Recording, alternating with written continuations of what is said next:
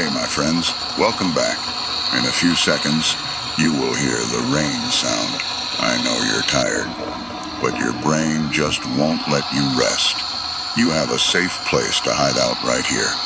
As I am hearing this rain while driving, no worries. When the story starts, it will all calm down naturally and make the atmosphere soothing so you can relax for the rest of the night. The modern world keeps our nervous systems hyper-alert, but stories heal. I'm Deb, and this is True Horror Stories Film. Before we begin, if these videos help you drift off, it would mean a lot if you left a like or subscribed or just wrote something small in the comments. Even a single word.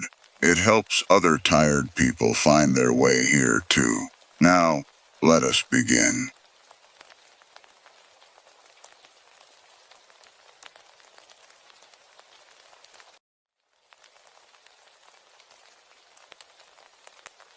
Hey, come sit with me for a while. Whatever the day was, you can put it down now. You have been enough today. What I have for you tonight is quiet and slow, and it asks something a little different of you than fear usually does. It asks you to wonder who is doing the watching. That is all I need from you tonight. Just a little while and your attention. I have spent 20 years telling frightened people their houses are safe once I have finished with them. I believed it every time I said it. Then a woman in a cardigan the color of dried blood asked me a question through a closed door, and I have not been able to unhear it since. She did not ask who I was. She asked who was watching me. I want you to know I did not choose this story to frighten you. I chose it because somewhere in it, quietly, is a question I think you have already asked yourself once in the dark. Stay with me while she answers it. The letter arrived on a Tuesday, and Renata Whitlock read it, standing in her own front hallway with the moving boxes still taped shut behind her.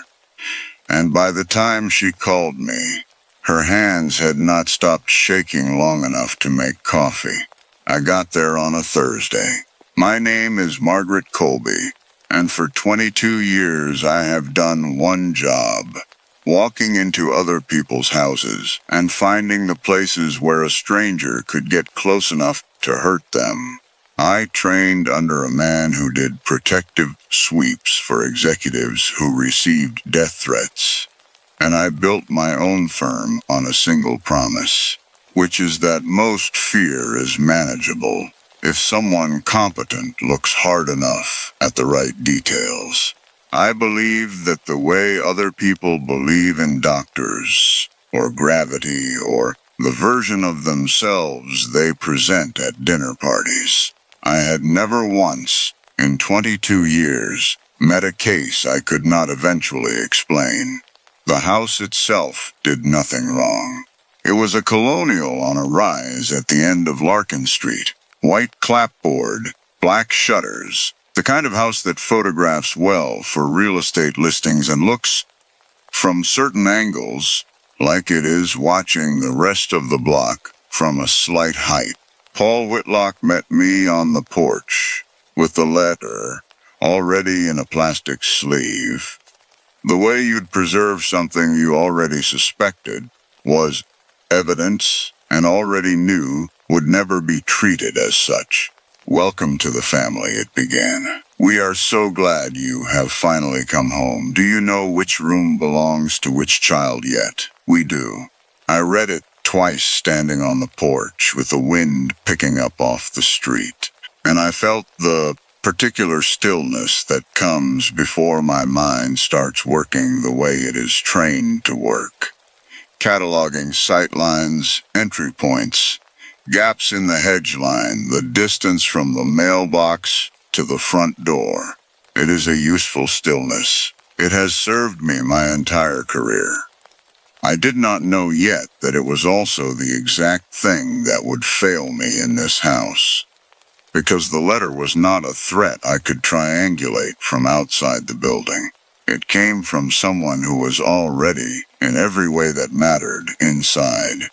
Renata told me there had been 3 more letters since. Each one arrived without a stamp, tucked into the storm door or slid beneath the garage entrance, and each one knew something the last one had not. The color of the youngest child's bicycle, the fact that Paul jogged at 6 in the morning, the exact week the family would be away for a wedding in Ohio. The police had come twice and left with nothing. A private investigator hired before me had spent 3 weeks and produced a single conclusion, which was that whoever was writing these letters had eyes on the house that the family could not account for. I walked the property line first, because that is where I always start, and the sun was already low enough that the shadows of the maples ran long across the lawn. The house across the street caught my attention before I understood why. It was smaller than the others on the block, a shingled cape with a single porch light burning even though it was not yet dusk. And something about that light sat in my chest the way an unfamiliar sound does before you can name it. I made a note, told myself it was nothing. An elderly resident, perhaps, someone who forgot to turn it off in the morning, and moved on to the hedge line, where a person could plausibly stand and see directly into the dining room. That was the first wrong thing I let myself explain away. And I want you to remember it, because I did. By nightfall, I had walked the interior of the house 3 times, testing sight lines from every window, noting which rooms could be seen from the street and which could not.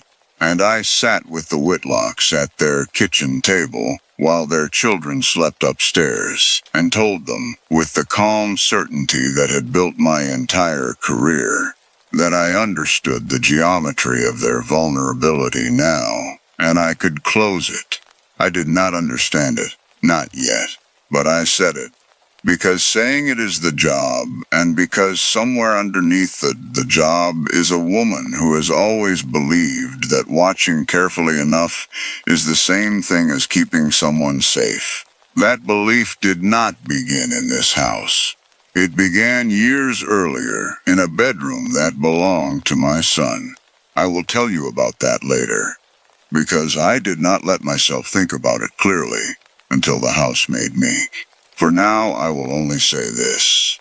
When Daniel was 17, I installed a camera in the corner of his bedroom bookshelf, disguised as a smoke detector, and I watched the feed from my phone for 11 months without telling him. And when he found it, he did not shout at me. He looked at the small black lens for a long time, and then he looked at me, and he asked me one question. He asked how long. I have never given him an answer he found acceptable, because there is no version of the true number that sounds like love and not like something else. I am telling you this now because it matters later, the way things always matter later, in a story like this one. Keep it somewhere quiet in your mind. We will come back to it. The first week in the Whitlock house passed the way these jobs usually pass. Methodical and almost boring. Cameras mounted at the corners of the property. Motion sensors calibrated along the tree line. A review of every lock and hinge and window latch until the house felt to me like a body I had learned by touch.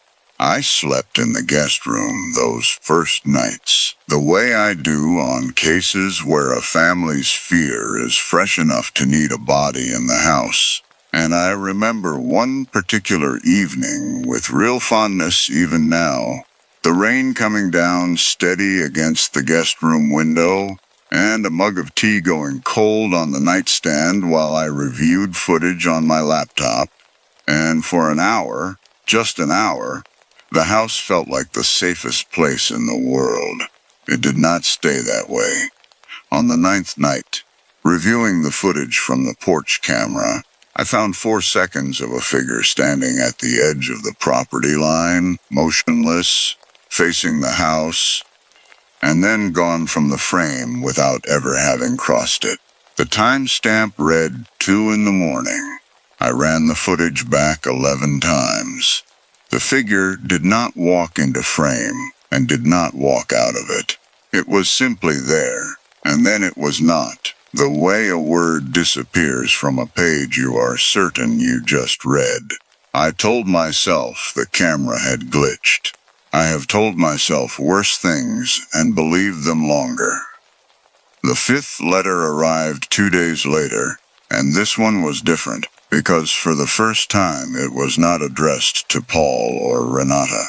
It was addressed to me. It used my name. It said, "We did not expect you, but we are glad you have come, because now someone competent is finally paying attention." It said the family had been chosen, not threatened, chosen. The way a house is chosen before its first family ever moves in. And it said that watching is not what I think it is. And it invited me to reconsider what I had built my entire career upon. I sat with that letter for a long time in the kitchen, the house quiet around me, and something in my chest went very still and very cold. The specific stillness of understanding. Before you have consciously understood that the ground beneath a belief you built your whole life on has quietly gone soft. The children's rooms faced the back garden, and Renata had chosen them that way deliberately, away from the street, away from anyone who might stand on the sidewalk and look up. It was the right instinct, and it was also, I would come to understand, entirely beside the point. On the 12th night, walking the perimeter one final time before bed, I noticed the Cape House across the street again, its single porch light steady in the dark. And this time I let myself actually look at it, really look, tracing the angle from that light through the gap in the Whitlock's hedge and up, past the dining room, past the guest room where I slept, directly into the window of the younger daughter's bedroom. I stood on the sidewalk a long time in the cold, working the geometry, telling myself there had to be another explanation. A tree that would block the sightline in summer, a trick of the angle I was misjudging in the dark. There was no other explanation. The light had a clear, unbroken line into a 7-year-old's bedroom, and it had likely always had one, long before the Whitlocks ever signed the deed to that house. I did not sleep that night. I lay in the guest room with my body still, and my mind working the way it works, when it is afraid, and does not yet have permission to admit it. And somewhere around 3 in the morning I found myself thinking, absurdly, about whether I had left the porch camera's memory card properly seated in its slot, whether the settings on the motion sensor were calibrated correctly, small mechanical questions with clean mechanical answers, because the actual question sitting in the room with me had no answer I wanted. I told myself it was just an old woman across the street who liked her porch light on. I had been telling myself that for 2 weeks. I was getting better at believing it, which frightened me more than the light did. The next morning I went to the Cape House directly, because that is what a competent person does, with an unresolved variable, and I knocked on a door that no one answered, though I could hear, faintly, the sound of a radio playing somewhere inside. I went back twice more over the following days, and on the 3rd visit, the door opened 4 inches on a chain, and a woman's face appeared in the gap, older than I expected, her eyes pale and unhurried in a way that did not match the tension in the rest of her posture. She did not ask who I was. She looked past me, toward the Whitlock house, and then back at me, and she said, "So, you finally noticed the light." I asked her what she knew about the letters. She said, "Letters are only words. Words are not the thing that watches you." I asked her then what was. She said nothing for a moment, and the radio behind her kept playing something faint and tuneless, and then she asked her question, the one I had already told you about, the one I have not been able to unhear since. She asked who was watching me. I told her I did not understand the question. She said that was the correct answer, and that I would understand it eventually. And then she closed the door, and I heard the chain slide, and I stood on her porch for a long moment with the cold air moving through the hedges, feeling, for the first time in 22 years of this work, that I did not actually know what I was looking for. That night, back in the Whitlock house, I reviewed 9 days of footage in one sitting, methodical the way I have always been methodical. And somewhere past midnight, I found something that made my hands go still on the keyboard. Every camera angle that showed a portion of the street also, faintly, in the reflected glass of a parked car or a storm door or a puddle on the sidewalk, showed the same porch light burning in the background in every single frame, at every hour, for 9 straight days. It had never once gone out. Not for a storm, not for a power flicker that had briefly darkened the Whitlock's own porch 2 nights earlier. Not for anything. A light that never goes out is not a light left on by accident. It is a light someone is maintaining. I went to Renata the next morning and asked her, as calmly as I could manage, whether she had ever spoken to the woman across the street. She said the woman had lived there longer than anyone on the block could remember, and that the previous owners of the Whitlock's own house, an elderly couple who had sold and moved south, had once mentioned her in passing, called her a fixture, harmless. Said she used to bring cookies to every new family on the street, though none of the neighbors could actually recall receiving any. Renata said it the way people say things they have never examined closely, and I watched her face while she said it, and I understood that no one on this street had ever truly looked at that house, because it had trained them, patiently, over years not to. That was the moment the case stopped being about the letters. I want to be honest with you about what happened next, because a story like this one only works if I tell you the truth, even the parts that reflect badly on the person I believed myself to be. I did not go to the police. I did not tell Paul and Renata everything I now suspected. I went back to the Cape House alone at night, because some part of me, the part that had spent 2 decades believing competence and watching were the same act, needed to solve this myself, needed to prove that whatever this woman knew about surveillance, I knew something more. The porch light was on when I arrived, as it always was, and this time the door opened before I had even reached the steps, as though she had been standing behind it, waiting for the exact moment my foot left the sidewalk. She did not look surprised to see me. She said, "You came back sooner than the others usually do," and stepped aside to let me in. The inside of the house was ordinary in a way that unsettled me more than anything dramatic could have. A worn sofa, a television playing static with the sound turned down, photographs on the walls, dozens of them, families I did not recognize, standing on porches and lawns I did recognize, because I had walked every one of those lawns myself over the years, other jobs, other clients, other houses on other streets, in other towns, families I had once told. with total confidence that I had made them safe. I asked her how long she had been watching. She said watching was the wrong word, the way I had gotten the wrong word from the beginning, and that what she did was keep. She said some houses need someone to keep them, quietly, from the outside, because the people inside are too afraid, or too tired, or too certain of their own competence to understand that safety was never something you could install.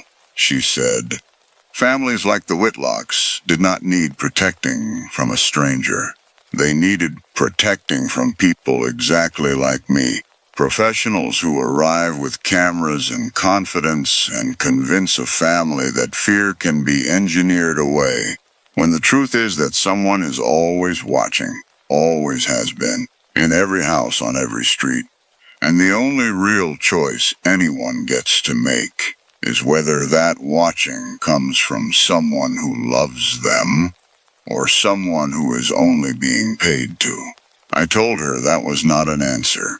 She looked at me for a long moment, and something in her expression softened into something almost like pity, and she asked me again who was watching me, and this time she did not wait for my answer.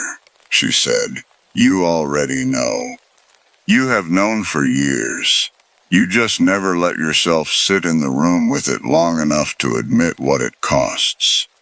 And I understood, standing in that ordinary living room, with the television hissing static behind me, that she was not talking about herself at all. She was talking about Daniel, about a small black lens disguised as a smoke detector, about 11 months of a feed I told myself was protection, and never once asked whether it was something closer to control. I had walked into this house believing I was investigating a stranger's obsession, and instead I had been handed, gently and without mercy, a mirror. I do not remember leaving her house. I remember standing on the Whitlock's front lawn sometime later, the porch light across the street still burning steadily behind me, and understanding, with a clarity I had spent 2 decades avoiding, that the difference between her and me had never been as large as I needed it to be. She kept a light on for children who were not hers. I had kept a camera on for a child who was, and called it love, and never once asked him what it felt like from the other side of the lens. I finished the job. I want you to know that, because it matters. I removed every camera I had installed and replaced them with something simpler, motion-activated lighting, reinforced locks, the ordinary architecture of a house that does not pretend surveillance is the same thing as safety. I told the Whitlocks honestly that I could not tell them who had written the letters, and that I did not believe they were in danger from the woman across the street, though I could not fully explain why I believed that. Only that something in her wanted to be understood far more than she wanted to be caught. The letters stopped arriving the week I left. I have never been able to prove there was any connection, and some nights I am not sure I want to. I drove home the following morning, and Ashworth fell away behind me the way towns do, quickly, and then not at all. And somewhere on the turnpike I called Daniel for the first time in 8 months. He did not pick up. I left a message that said almost nothing, that I was thinking of him, that I hoped he was well. And I did not tell him about the house, or the letters, or the woman with the porch light, because some things a person has to arrive at on their own, in their own time, the way I had arrived at mine, standing on a stranger's lawn. I closed my firm 11 months later. I still take the occasional consultation, but I no longer install cameras in bedrooms. Not for anyone, not for any reason a client offers me, no matter how frightened they are. no matter how reasonable it sounds when they say it out loud. I have learned there is a version of watching that keeps people safe, and there is a version that only keeps them known, and from the inside, in the moment, they feel identical. It is only afterward, sometimes years afterward, standing on a lawn in the cold, with someone else's porch light burning steadily across the street, that you understand which one you were actually doing. I still live in a city now, a big one, millions of people on every side of me, and most nights that is a comfort. But there is one thing I have not been able to stop doing, and it is this. Before I let myself sleep, I go to my window, and I check the street below, and I look for a light that stays on too long, a shape that lingers too still, a shadow that watches back. I tell myself I am checking for danger. Some nights I know that is not entirely true. Some nights I think I am only checking to see whether anyone out there is, finally, honestly, watching me the way I once watched him, and whether I would even recognize it now if they were.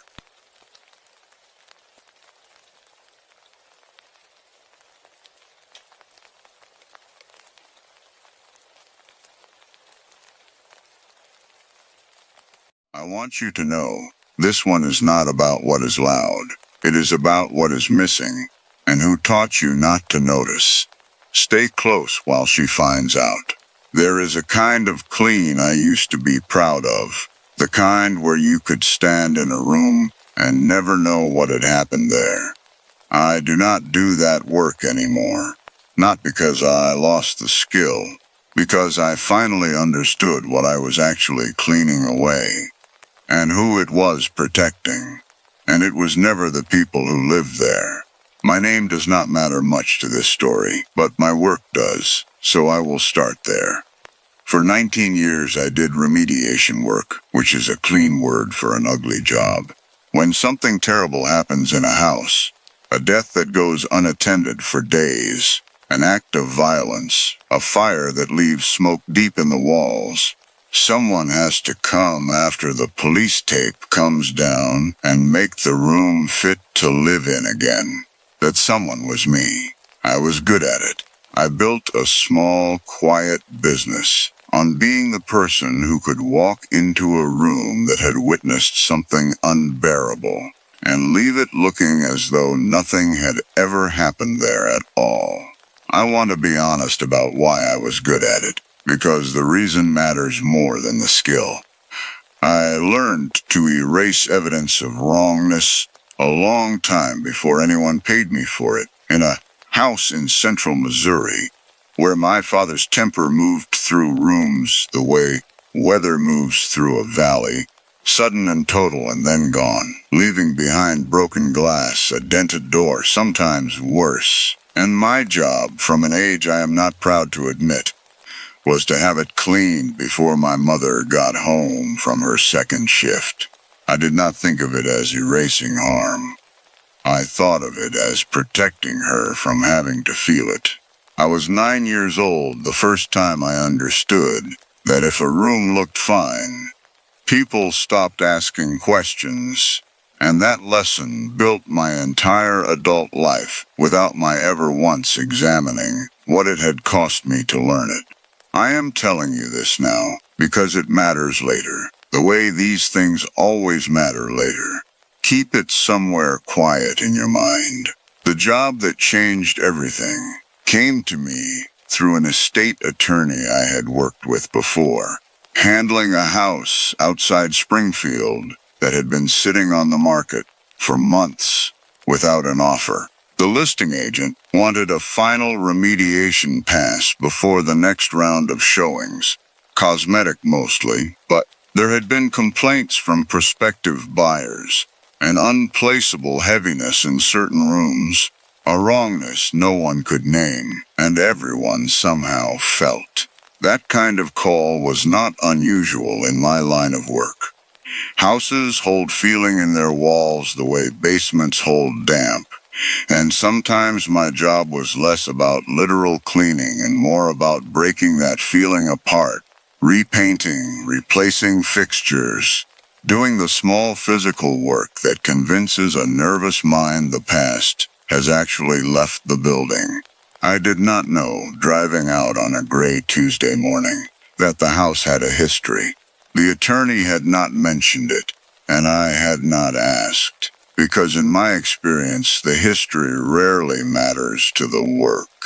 I only needed to know what needed fixing.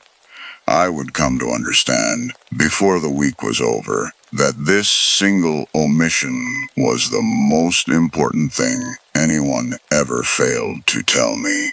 The house sat at the end of a narrow road outside town, a modest ranch with pale siding and a carport. Ordinary in every way a house can be ordinary.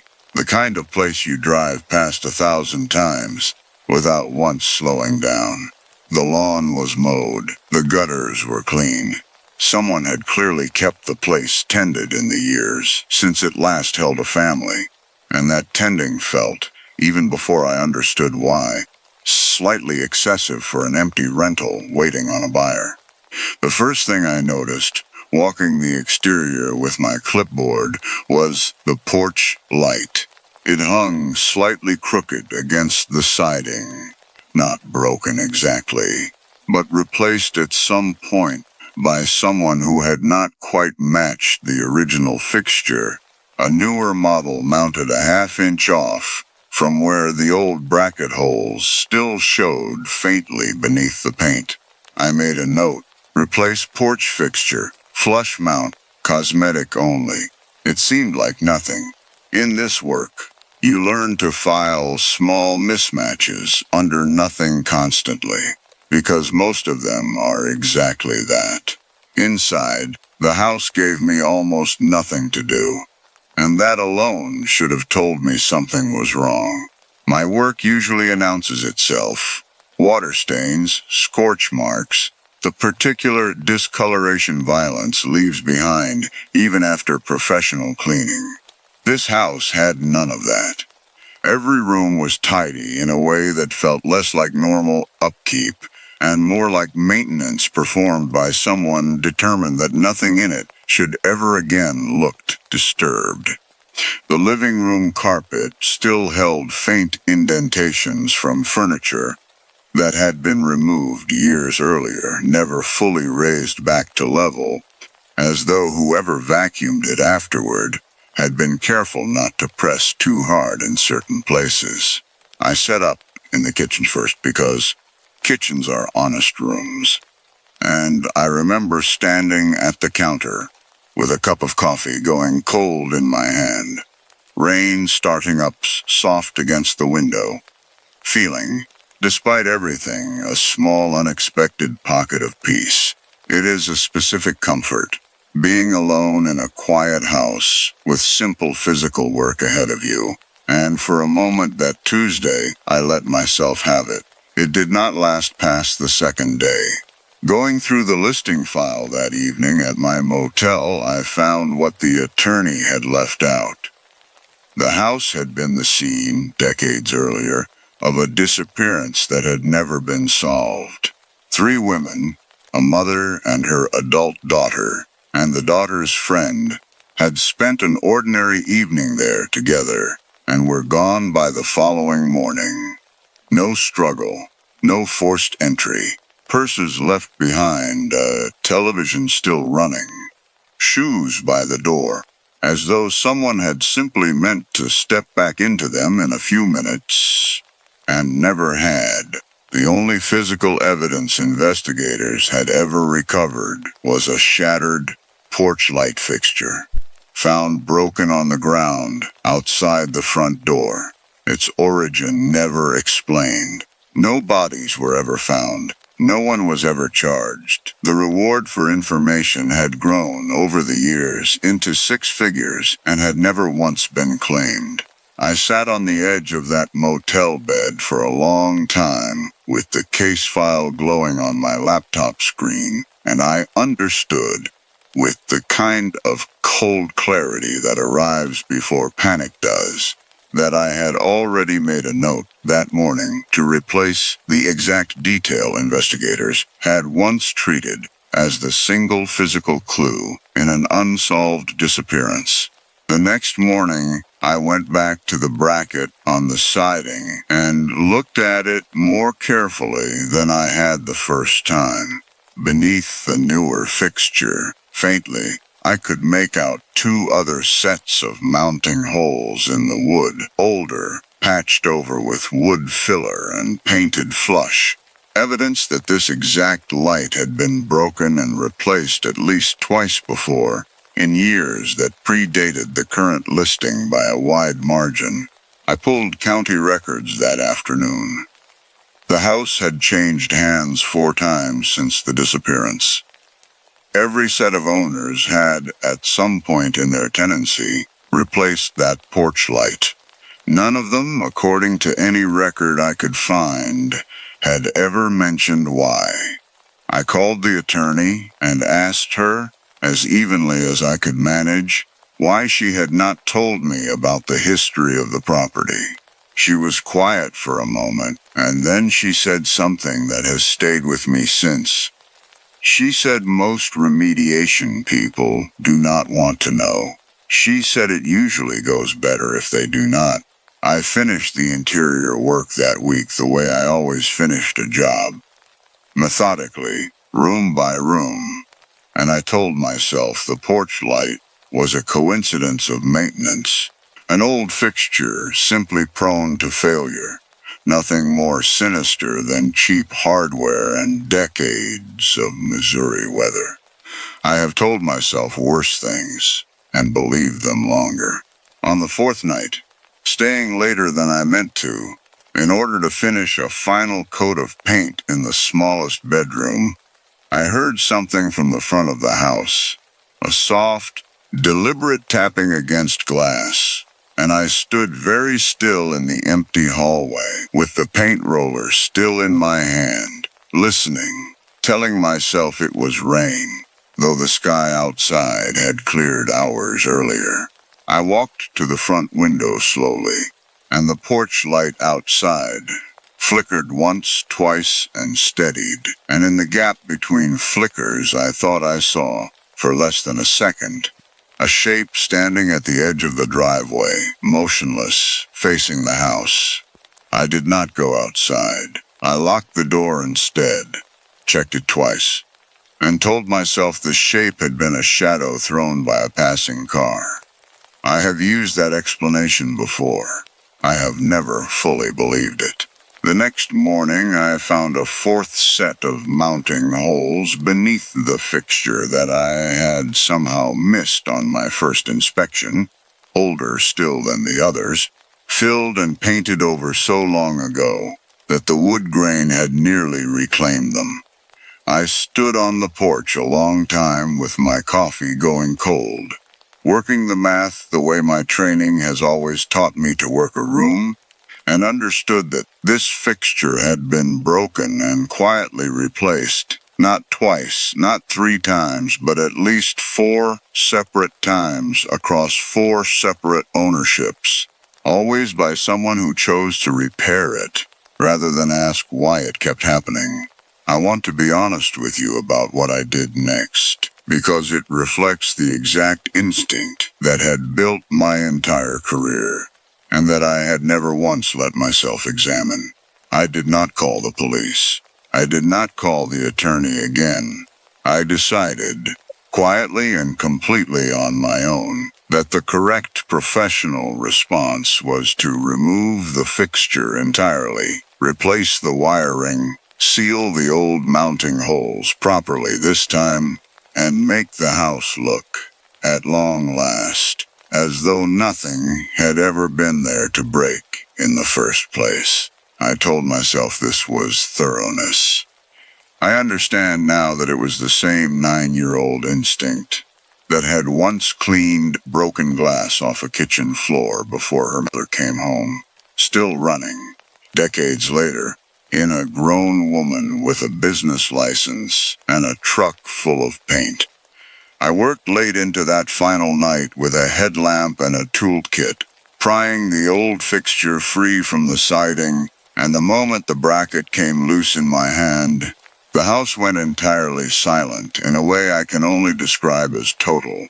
No settling, no hum of appliances, no distant traffic from the road. As though the building itself had stopped breathing to watch what I would do next. My hands were steady. I remember being almost proud of that in the moment. The professional calm of someone who has trained herself for years not to react to a room no matter what it shows her. That calm did not last through what I found inside the wall cavity behind the bracket. It was not what you are imagining, and I will not pretend it was something dramatic, because it was not. It was a single strip of fabric, faded nearly colorless, tucked into the gap between the studs where no renovation crew would ever think to look, unless they were removing that exact fixture from that exact spot. It could have belonged to anyone. It could have meant nothing at all. But I stood there in the dark with it resting in my open palm, and my body understood something my mind had not yet caught up to. A cold that started at the base of my skull and moved down through my chest. And for the first time in 19 years of this work, I did not know what to do with what I had found. I want to tell you I called the police immediately. I did not. I sat on the front steps of that house for nearly an hour with the fabric still in my hand, the porch dark for the first time in decades, and I thought absurdly about whether I had left the paint cans properly sealed inside, whether the drop cloths needed one more day to fully dry, small mechanical questions with clean mechanical answers, because the actual question sitting on the step beside me had none. Eventually, I called the number on the case file. The cold case tip line's still listed after all these years. And I told a tired-sounding detective what I had found, and he was quiet for a long moment before he thanked me and told me they would send someone in the morning. I do not know, even now, what became of that fabric, whether it meant anything at all to a case that has never closed, whether it was catalogued and filed away as one more piece of nothing in a folder already heavy with nothing. I was not told. And after everything I found, I did not have the strength left to ask.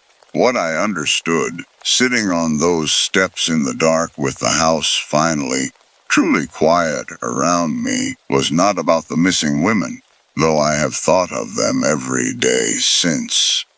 It was about the 4 separate owners who had each, in their own time, found something small and wrong at the edge of that porch light and chosen, instead of asking why, to simply repair it and make the house look fine again.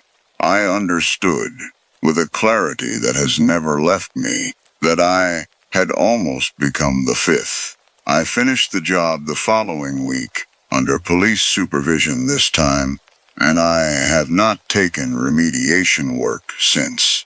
I tell people my back could no longer handle it, which is not entirely a lie, though it is not the true reason. The true reason is that I finally let myself understand what that particular skill had always been protecting, and it was rarely, if ever, the people who lived in the rooms I cleaned.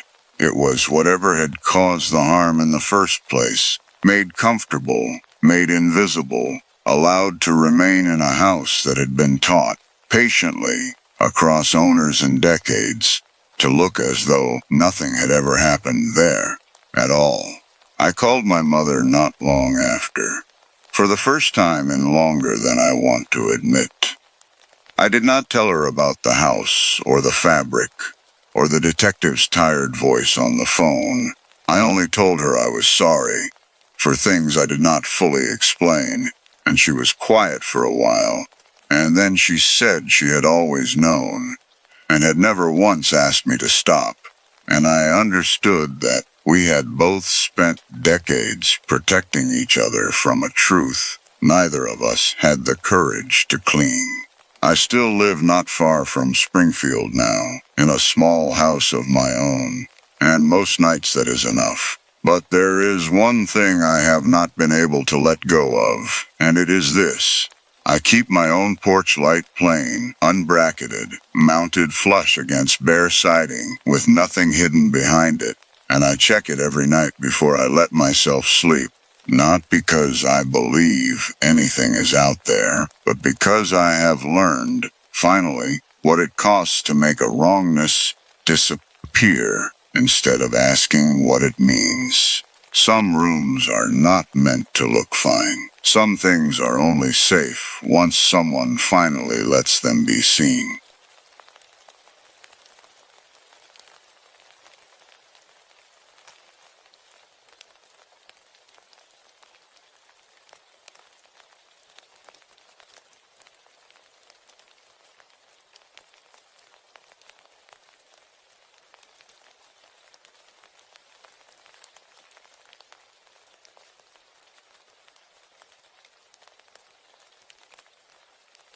I want you to know this one is not about a house or a stranger at the door. It is about land and what land remembers and who decided a long time ago that it should not be allowed to speak. Stay with me while she finds out anyway.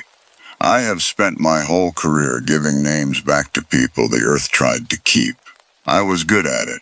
Then I stood in a field in the Florida Panhandle, where the wind moved through the grass and made no sound at all. And for the first time in 14 years, I understood that some ground does not want to be read, and it has reasons. My name is Cora, and for 14 years I did the kind of work most people only encounter through a headline. I am a forensic anthropologist. When unmarked graves are found, whether from a mass disaster, an old institution, or a crime scene gone cold, someone has to do the slow work of turning bone back into a person, a name, a family notified after decades of not knowing. I built my entire professional life on one belief, simple enough to say out loud without embarrassment. Naming the dead is a mercy. I still believe that, mostly. What I no longer believe, not the way I once did, is that every silence in the ground is an accident waiting for someone competent to correct it. I want to tell you how I arrived at that, because it did not happen quickly, and it did not happen the way you might expect. The job came through a private contact, a landowner named Wallace Pruitt, whose family had farmed the same stretch of Jackson County, Florida, for 4 generations, cotton and peanuts mostly, flat fields running out toward a tree line that marked the old boundary of a reform school property, closed for over a decade. The school itself, the Belhaven School for Boys, had been the subject of a state excavation years earlier. Dozens of unmarked graves recovered on its grounds. Boys who had died there across a century of what the state euphemistically called discipline, many of them never identified. Pruitt's land bordered that site on its northern edge, and he had received an offer from a development company wanting to build there. And something about the offer had unsettled him enough to hire me privately, quietly, before any survey crew or state agency got involved. He wanted to know, in his words, whether any of what happened over there had ever crossed onto his side of the fence. I flew into Tallahassee on a gray Monday morning and drove the rest of the way with the windows down. And I remember the particular quality of that drive even now. Flat land opening on both sides of the highway, heat rising visibly off the asphalt, and a stillness that felt, to even before I reached the property, slightly wrong in a way I could not have explained to anyone at the time. Pruitt met me at the gate himself, a heavy-set man in his 60s with sun-worn hands and eyes that would not quite hold mine for long. And he walked me along the tree line at the northern edge of his property, before I had even unloaded my equipment. He wanted me to see it first, he said, before I formed any opinions from paperwork. The tree line ran along an old fence, mostly collapsed, marking what had once been the boundary between his family's farmland and the school grounds. I noticed, near the edge of the trees, a length of rusted iron driven into the ground, wrapped once its top with a loop of wire gone brown with age. I made a note, told myself it was old agricultural debris, a marker for a fence post or an irrigation line long since abandoned, and kept walking. It seemed like nothing. In this work, you learn to file small anomalies under nothing constantly, because most of them are exactly that. I spent the first 2 days doing what my training has always taught me to do. Walking the field methodically, with ground-penetrating radar, mapping soil disturbance, cross-referencing the results against every historical survey record I could obtain for the parcel. The work was slow and quiet, and for those first 2 days, almost peaceful. I remember one particular evening with real fondness, sitting on the tailgate of my truck with a thermos of coffee going cold in my hands while the sun dropped low and orange over the fields, the cicadas loud and steady, and for an hour, just an hour, the land felt like nothing more than what it appeared to be. Ordinary farmland, nothing underneath it but soil. That feeling did not survive the 3rd day. The radar readings that morning showed a soil disturbance pattern running roughly parallel to the old fence line. Subtle but consistent, the kind of anomaly that in my line of work usually means one of 2 things: an old drainage feature, or something that once required digging and refilling by hand. I cross-referenced it against the county's historical parcel records and found nothing. No drainage easement, no utility line, no documented reason for disturbed soil to exist in that specific configuration, at that specific depth. I told myself the records were simply incomplete, which happens constantly with rural land this old, and moved my equipment closer to the tree line to get a cleaner read. It was there, walking the exact spot where the iron stake stood wrapped in its ring of rusted wire, that my equipment produced a reading I have never fully explained to my own satisfaction, before or since. The ground beneath that specific point showed no disturbance at all. A flat, undifferentiated signal. The kind of reading you get from soil that has never once been dug into. And yet, it sat in the direct center of the larger disturbance pattern surrounding it on every side. It was as though something in the ground had been deliberately, precisely protected from whatever had happened around it. I stood very still for a long moment, with the equipment humming faintly in my hands, and something in my chest went cold and quiet, the specific stillness of understanding, before I had fully understood that a pattern I trusted completely had just shown me something it should not have been able to show me at all.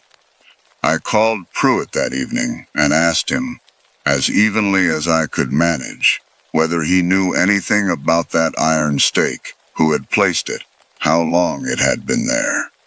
He was quiet on the phone for a moment, and then he told me something his father had once mentioned in passing decades earlier, about a man from town who used to walk that fence line alone at night, years before the school ever closed, and who was never seen doing anything, and who no one ever asked about. because asking about that particular man was not something people in that town did easily, even among themselves. The fourth day I went into town, because that is what a competent person does with an unresolved variable, and I spent the afternoon at the county courthouse, pulling every record connected to the Bellhaven property I could find. Deed transfers, old employment rosters, county commission minutes going back 70 years. Most of it told me nothing useful.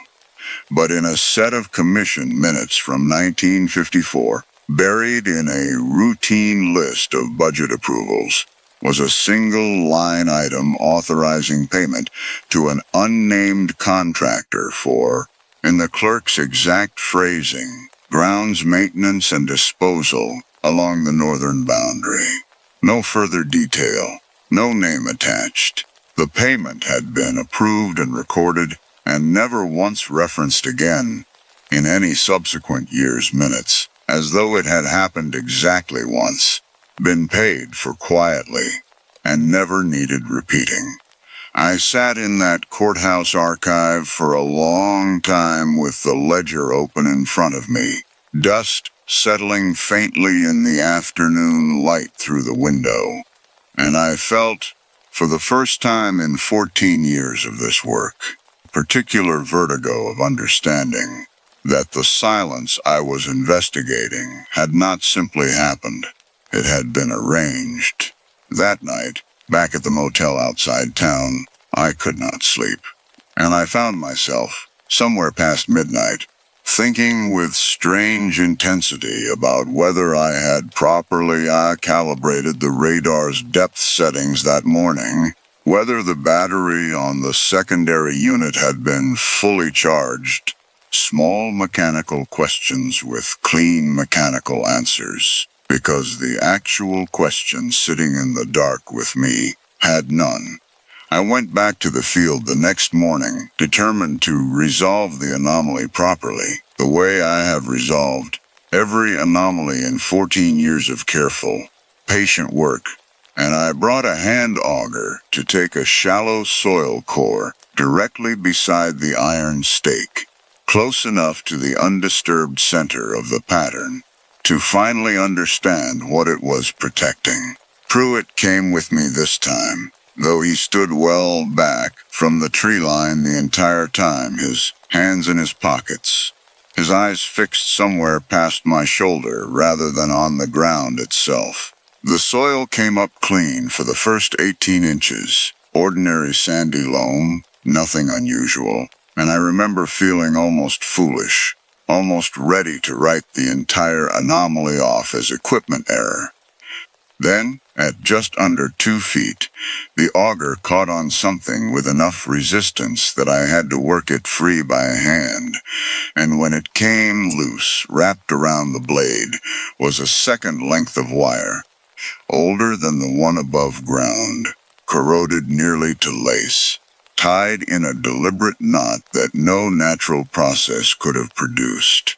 I stood there in the field with that wire in my open palm, the wind moving through the grass around me and making, I noticed for the first time, almost no sound at all, and my body understood something my mind had not yet caught up to. A cold that started at the base of my skull and moved down through my chest, slow and total.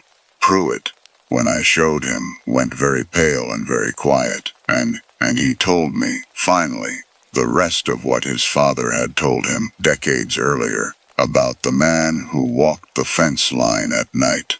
His father had once seen that man, just once, standing exactly where the stake now stood, doing something to the ground with his hands, that his father had never let himself watch closely enough to describe.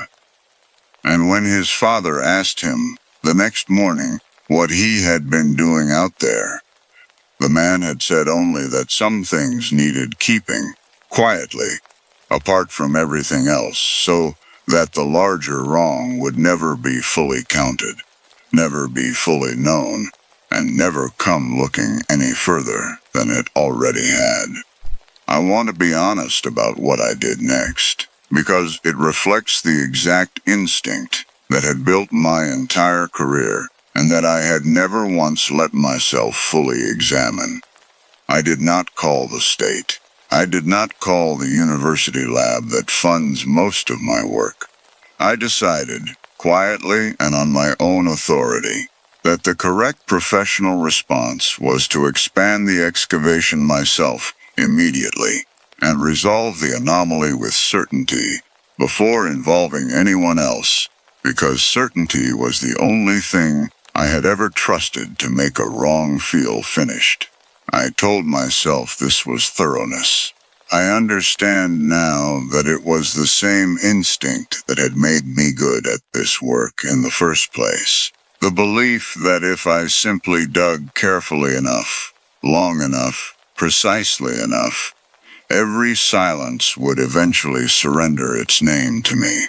That belief did not survive what the wider excavation found. Beneath the protected center of the disturbance pattern, at a depth just below where any of the surrounding soil had been touched, we found nothing that belonged to a grave at all. No remains, no burial, only a small rusted metal box, sealed shut, containing a single folded ledger page, water-damaged but legible enough, in a handwriting that matched no name in any record I had pulled. It listed in a plain, unemotional column a set of dates spanning decades, each date followed by a short notation, moved and nothing else. No names, no numbers, just moved, repeated dozens of times across the page, the record of something being relocated, quietly, over and over, away from wherever official eyes might eventually think to look. I sat in that field for a long time with the ledger page in my hands, the sun dropping low and orange the way it had that first peaceful evening, and I understood, with a clarity I had spent 14 years avoiding, that the graves the state had already excavated on the school's own property were not the whole truth.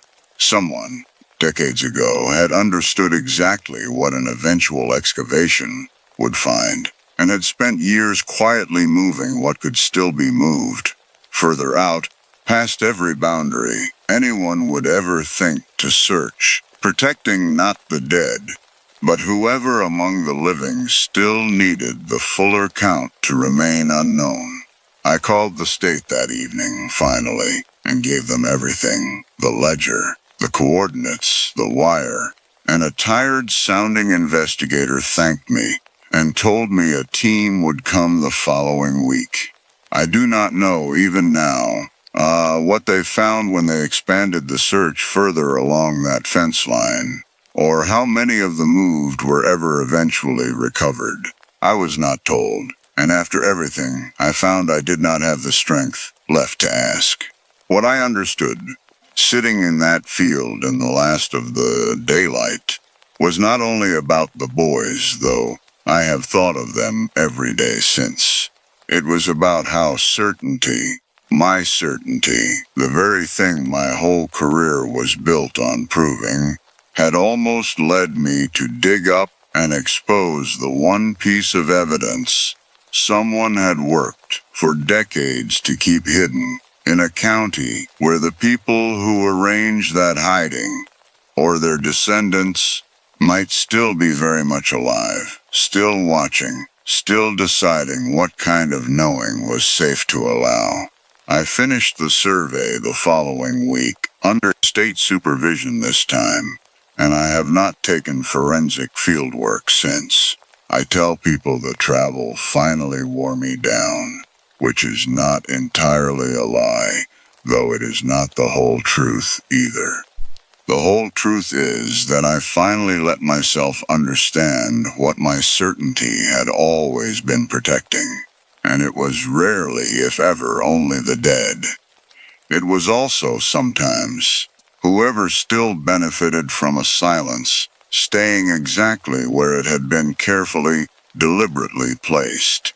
I still work in identification now, but only indoors, only in laboratories, only with remains that have already been recovered by someone else and handed to me under full daylight and full documentation.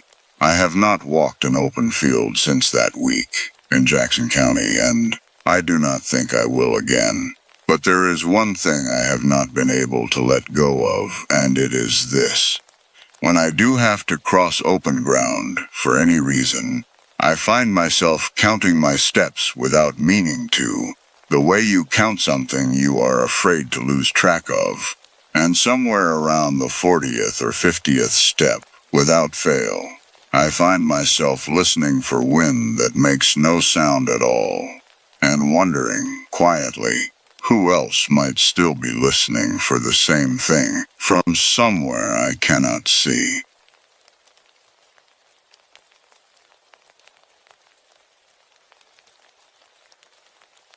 I have spent my career teaching my ear to find one true sound buried inside 100 false ones. I was proud of that skill for a long time. Then I sat alone in an old farmhouse in Iowa with headphones on, and I heard underneath the hiss of an empty room something that sounded exactly like my son, and I have not been able to trust silence since. My name does not matter much here, only my work. So I'll start there. For nearly 20 years, I have made my living with sound.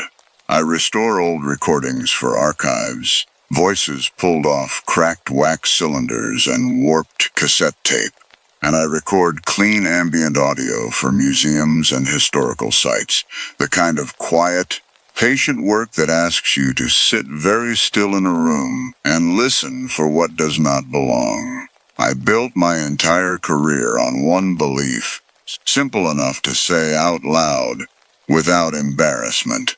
Any true sound can be found inside noise, if you are patient enough, and skilled enough, and willing to listen longer than most people can bear. I want to tell you where that belief actually came from, because it did not come from a classroom.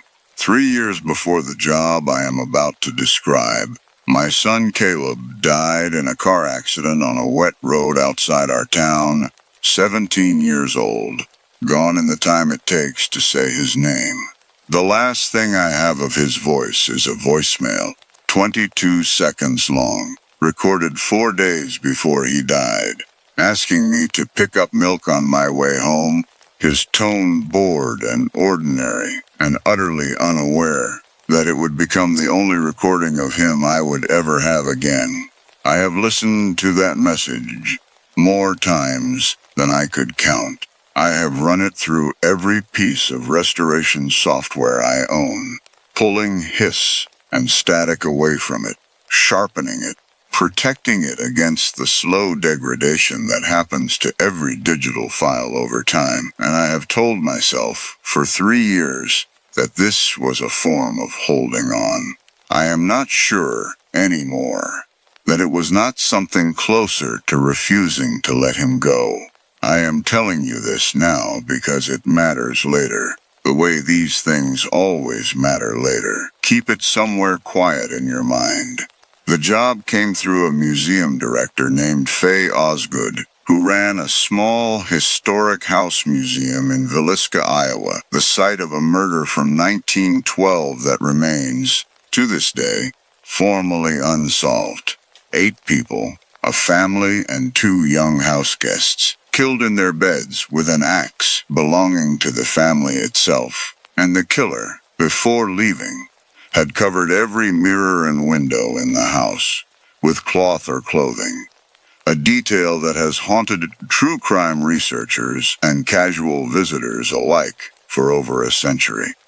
Faye wanted a professional ambient recording of the house, clean audio for a permanent exhibit, and she had heard of my restoration work through a colleague, and thought my ear, trained to separate true sound from false, was exactly what the project needed.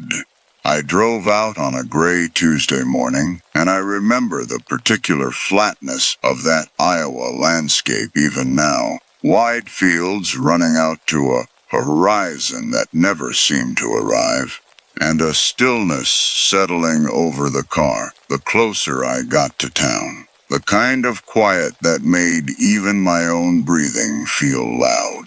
Faye met me at the house itself, small and white with narrow windows, restored so carefully that it looked, from the street, almost untouched by the century between then and now. She walked me through the rooms before I unloaded my equipment, the way people in this line of work always insist on doing, wanting me to understand the history before I began recording it. In the parlor, she pointed out a length of dark cloth draped over the mirror above the mantel, part of the museum's historical reproduction of the crime scene, since the original killer had covered every reflective surface in the house before disappearing into the dark. I made a note, told myself it was simply set dressing, a curator's careful reproduction of a documented detail, and moved on to check the acoustics of the room. It seemed like nothing. In this work, you learn to file small details under nothing constantly, because most of them are exactly that. I spent the first 2 days doing what my training has always taught me to do, setting microphones in every room, recording hours of raw ambient sound, cataloging the ordinary voice of an old house, floorboards, wind through eaves, the settling creak of wood that has stood for over a century. The work was slow and methodical, and I remember one particular evening with real fondness, sitting alone in the parlor with a mug of tea going cold beside me, rain starting up soft against the old glass, and for an hour, just an hour, the house felt like nothing more than what it appeared to be. Quiet, historical, empty of anything but its own age. That feeling did not survive the third night. I had stayed late, alone in the house with Faye's permission, to record what she called the deep hours, the ambient sound of the building between midnight and dawn, when the museum was fully closed, and the street outside went silent enough for even the smallest true sound to surface clearly on tape. I set my equipment in the parlor, beneath the covered mirror, and put on my headphones and settled into the specific stillness I have spent my whole career learning to sit inside, the stillness of a professional listener, waiting for something true to emerge from the noise. Somewhere past 2 in the morning, reviewing the raw recording in real time, I caught something beneath the low hiss of the empty room, faint, almost buried. A sound that did not match anything in the acoustic profile I had built over 2 days of careful listening. I rewound it again. It was there, unmistakably, 4 times in a row, a soft, low murmur, too shaped to be wind, too formed to be a floorboard settling, sitting just beneath the audible threshold of ordinary hearing, exactly where my professional training has spent 20 years teaching me to look. I told myself it was equipment noise, a ground hum, an interference pattern from an old electrical system never meant to run modern recording gear. I have told myself worse things and believed them longer. The next morning I asked Faye whether the house had any documented electrical issues, and she said not that she knew of, though she mentioned, almost as an aside, that the cloth over the parlor mirror needed replacing more often than any other fabric in the house, faster fading, faster fraying, and that none of the museum's maintenance logs across 3 decades of ownership had ever recorded why. I made a note, told myself it was simply sun exposure through the parlor's east-facing window, and went back to my equipment. That afternoon, alone in the house while Faye ran errands in town, I pulled up the museum's full maintenance archive on my laptop, going back to when the building first opened as a museum, and I found the same line item, repeated dozens of times across 3 different sets of curators. Replace parlor mirror cloth. No further explanation attached.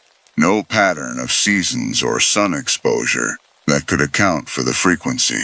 I sat with that for a long time in the quiet parlor, the covered mirror looming pale and shapeless above the mantel, and something in my chest went cold and still, the specific stillness of understanding, before I had fully understood that a detail I had filed under nothing had just quietly stopped being nothing at all.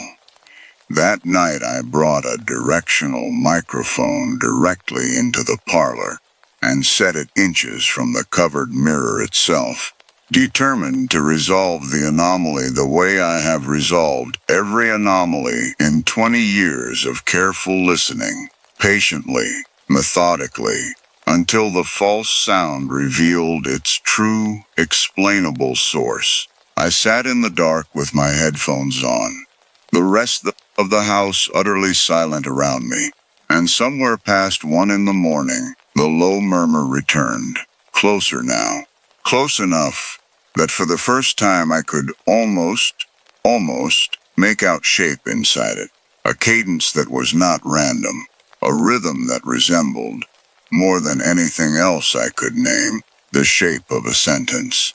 I did not move. I sat very still in the dark, with my hands frozen over the recording levels. And my body understood something my mind had not yet caught up to, a cold that started at the base of my skull and moved down through my chest, slow and total, the way understanding arrives before you are ready to let it in. I want to be honest with you about what I did next, because it reflects the exact instinct that had built my entire career, and that I had never once let myself fully examine. I did not stop the recording. I did not leave the room. I leaned closer to the microphone instead, adjusting gain, isolating frequency bands, working the sound the exact way I had spent 3 years working my son's voicemail, stripping away noise, sharpening what remained, chasing the specific private hope that if I was skilled enough, patient enough, I could finally pull a true and recognizable voice out of something that should have remained unformed. That night, alone in the parlor, I found myself thinking, absurdly, about whether I had properly seated the memory card in my backup recorder, whether the battery levels on my secondary unit were holding steady, small, mechanical questions with clean, mechanical answers, because the actual question sitting in the dark room with me had none. I worked for nearly 3 hours, and by the time the murmur finally resolved into something my restoration software could isolate cleanly, dawn was already gray at the parlor windows, and what came through my headphones, stripped at last of every layer of noise I knew how to remove, was not language at all. It was breath, held and released, over and over, patient and unhurried, the sound of someone standing very close, very still, in a room they had chosen not to be seen in.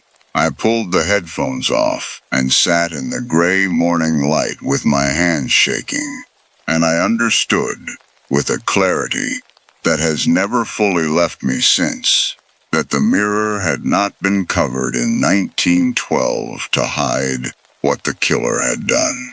It had been covered so that the killer would not have to see themselves standing in that room, doing it, and that whatever I had just spent 3 hours drawing carefully out of silence had been standing exactly where that mirror once reflected, breathing, patient, still choosing, over a century later, not to be seen. Faye found me that morning, still sitting in the parlor. And when I told her what I had recorded, her face went pale in a way that told me this was not the first time someone in this line of work had come to her with something similar. Though she said quietly that most of them never got as close as I had, because most people knew, instinctively, when to stop listening. I asked her what she meant. She told me the previous 2 audio engineers hired for similar projects had both left the job unfinished, both citing equipment failure, both refusing, when pressed, to explain further, and that in 30 years of running the museum, she had learned not to ask her staff to listen too closely to that particular room for too many consecutive nights. I finished the recording project the following week, working only during daylight hours, refusing every request from Faye to capture one final night session in the parlor after dark. I want to tell you I deleted the audio I had isolated that night. I did not. It sits still on a drive in a locked cabinet in my home, a 22-second file of breath and silence that I have never played again, and never quite been able to erase, because some part of me, the part that has spent 3 years unable to let one voice go quiet, could not bring itself to destroy a true sound once it had finally been found. I drove home from Iowa with the flat fields falling away behind me, and somewhere on that long, empty highway, I finally understood what the house had actually shown me. I had built an entire career, and an entire private grief, on the belief that finding a true sound inside noise was an act of love, a way of holding on to someone who could no longer speak for themselves. What I understood, driving home in the gray afternoon light, was that some sounds are covered for a reason, and some silences are not empty, they are chosen. And my refusal to let a voice go quiet, in that house and in my own home, may never have been love at all. It may only have been an inability to let anyone I had lost finally be allowed to rest. I stopped taking restoration work not long after. I still have equipment in a closet I have not opened in over a year. I have not deleted Caleb's voicemail, and I do not know if I ever will, but I no longer listen to it every night the way I once did, and some nights, most nights now, I let it stay quiet, and I let the quiet be enough. I have learned there is a version of listening that keeps a person close, and a version that only keeps them from ever truly leaving. And from the inside, in the moment, they feel identical.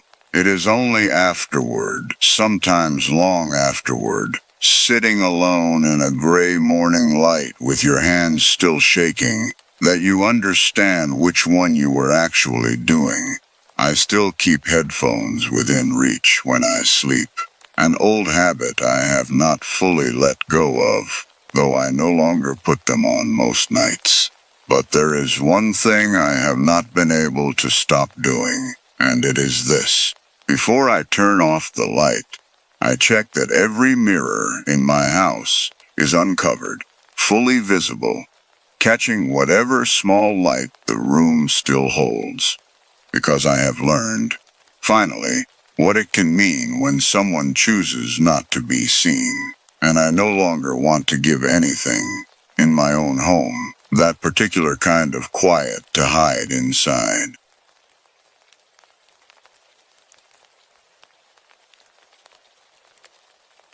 There is a kind of cut you learn to recognize without thinking about it. A clean severed line where something ragged should be. And the first time I saw one, I told myself it was nothing. I have told myself that so many times since, that I no longer remember which lie came first, the one about the wire, or the one about my sister's children. I only know that the fire never lies. I have built a life on that sentence. I am no longer certain it has ever once been true. One more thing before the story starts. If a part of this feels like it is reaching past the page for you, that is the story doing its job and nothing more. You are safe where you are. Let it reach. Let it pass through you and out the other side. The way smoke moves through a house it does not intend to keep. Now, close your eyes if you want to. I will do the rest. I have spent 22 years reading fires, the way other men read faces. And I want you to understand that before anything else. Because everything that happened in those hills only makes sense once you know what I believed about myself going into them. A fire tells the truth. That has been my sentence since the day I passed my certification exam in Charleston. Soaked through from a thunderstorm I had not planned for, shaking hands with an examiner who told me I had a gift for reading char patterns the way some men read weather. I took that as a compliment. I built a career out of it. I built, if I am honest, an entire identity out of it. Because believing that fire cannot lie is a much easier thing to live inside than believing that some fires choose silence over confession, and that the silence is the only honest thing about them. My name does not matter to this story, not in the way you might expect, and I will tell you why later, near the end, when you understand what I mean.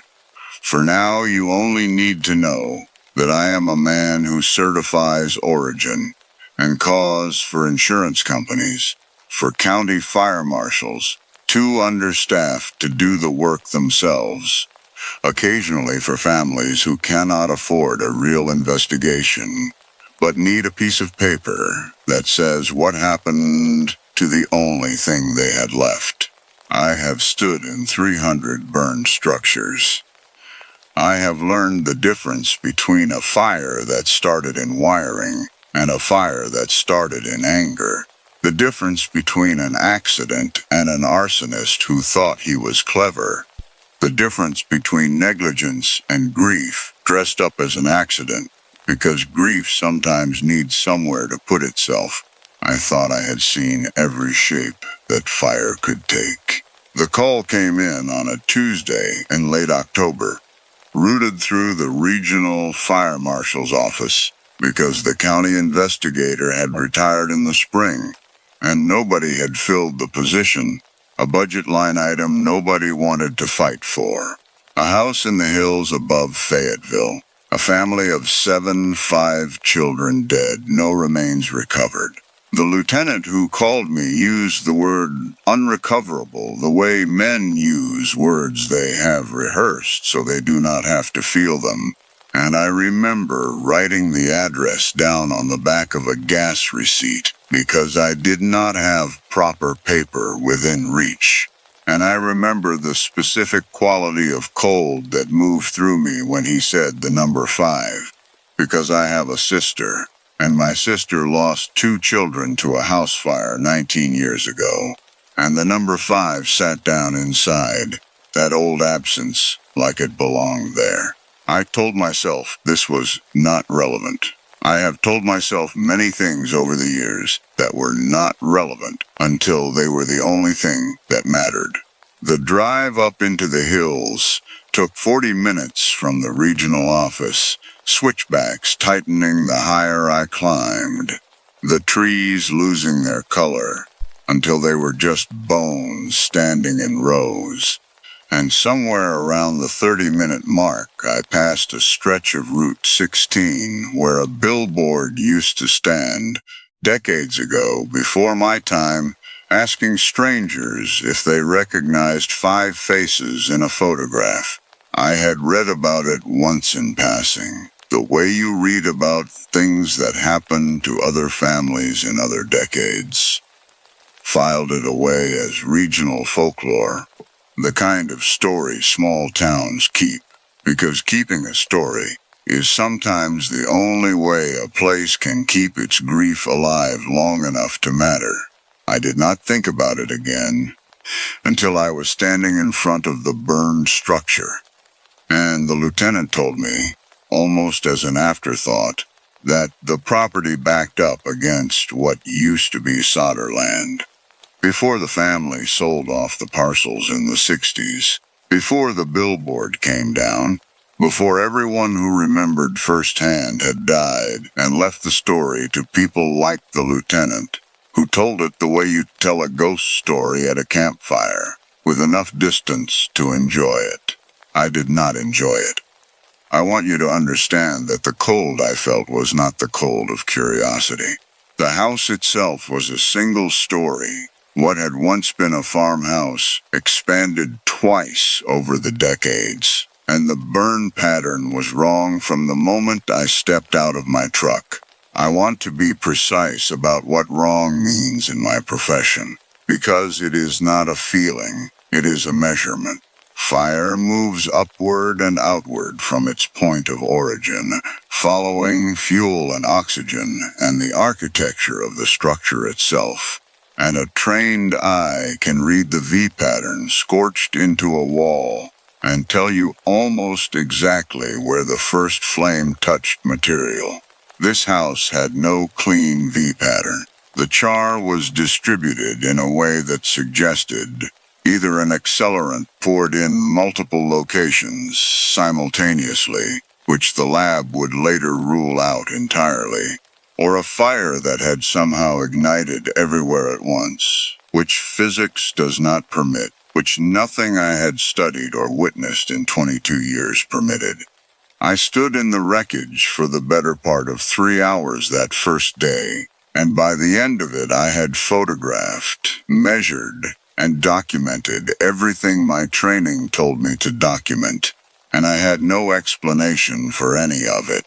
The structure had burned hot enough to collapse the second floor entirely, hot enough to melt the aluminum gutters into long silver tiers along the foundation, and yet the recovery team had found nothing.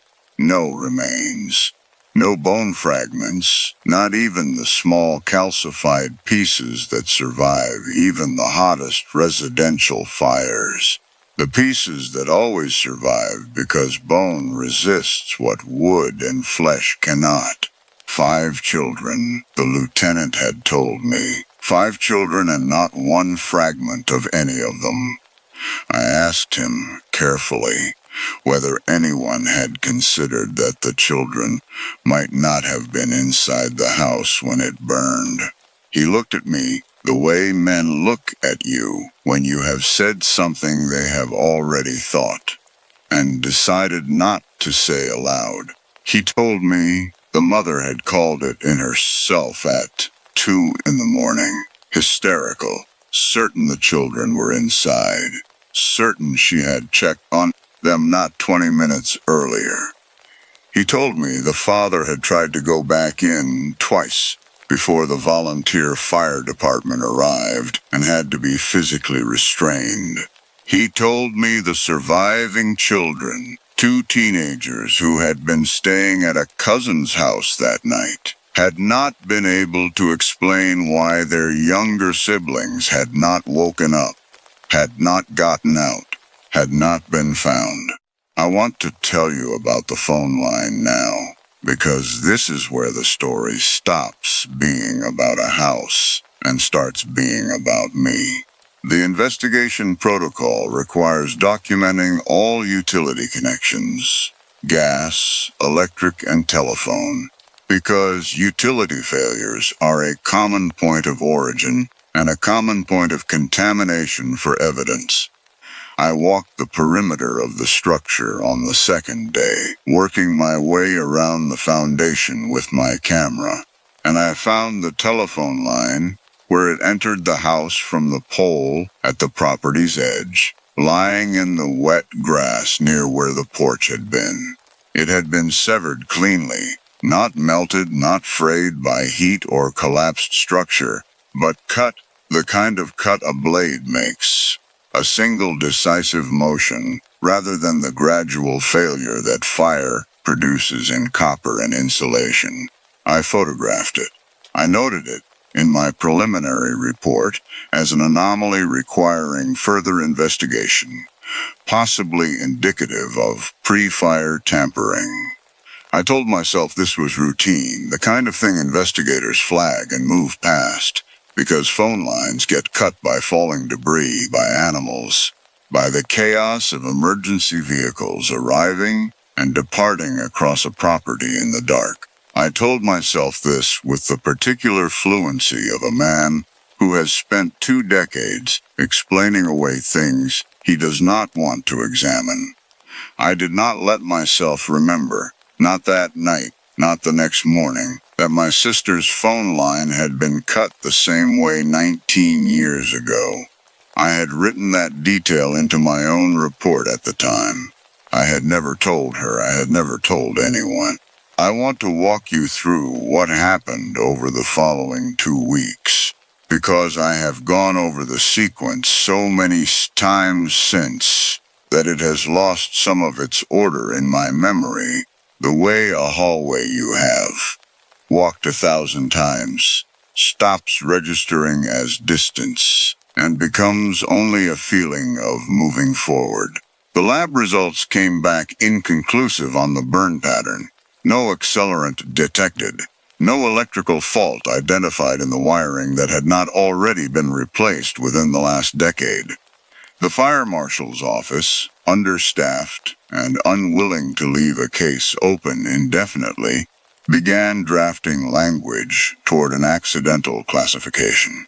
The same language, I would learn later, that had closed the Sodder case in 1945.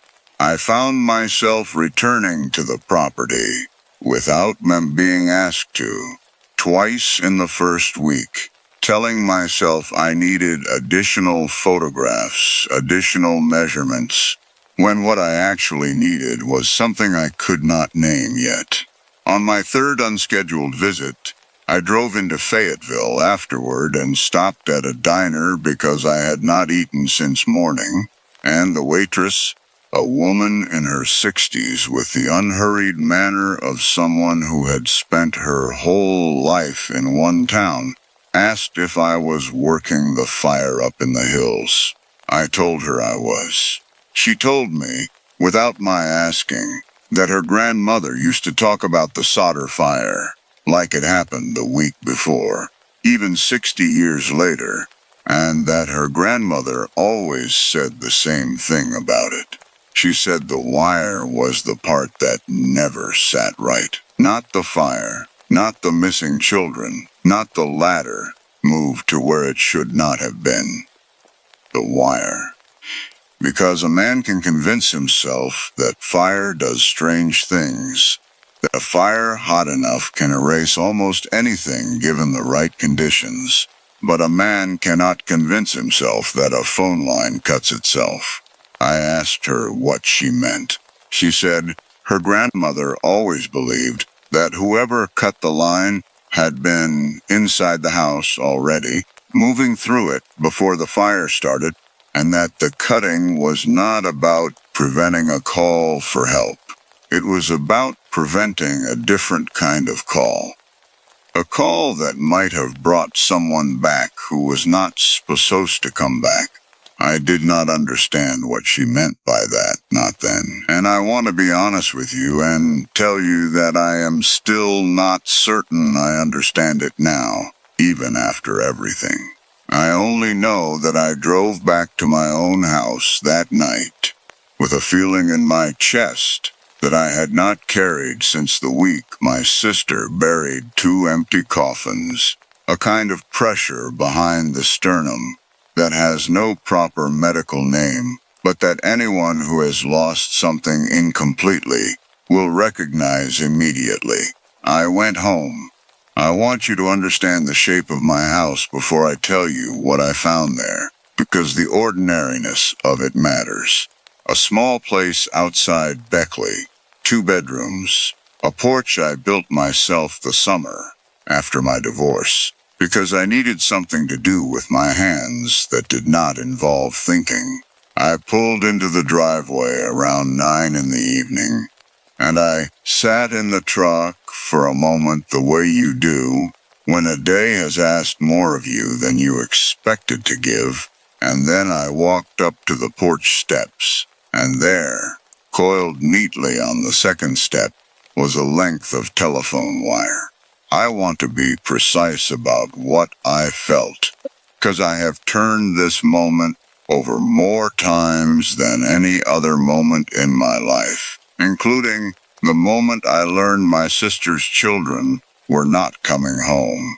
What I felt was not fear in the way fear usually arrives, sudden and animal and demanding action. What I felt was recognition, the specific and terrible recognition of a man seeing something he has been waiting to see without knowing he was waiting. The wire was cut the same way, clean, decisive, a single motion. I crouched down on my own porch steps in the dark, and I did not call anyone, and I did not photograph it the way 22 years of training told me I should. And I sat there for what felt like a very long time, holding a piece of evidence that connected to no case I had been assigned, that belonged to no investigation I was authorized to open, that existed for reasons I could not file under any heading my profession had ever given me. I want to tell you now about my sister, because you need this part to understand what came next.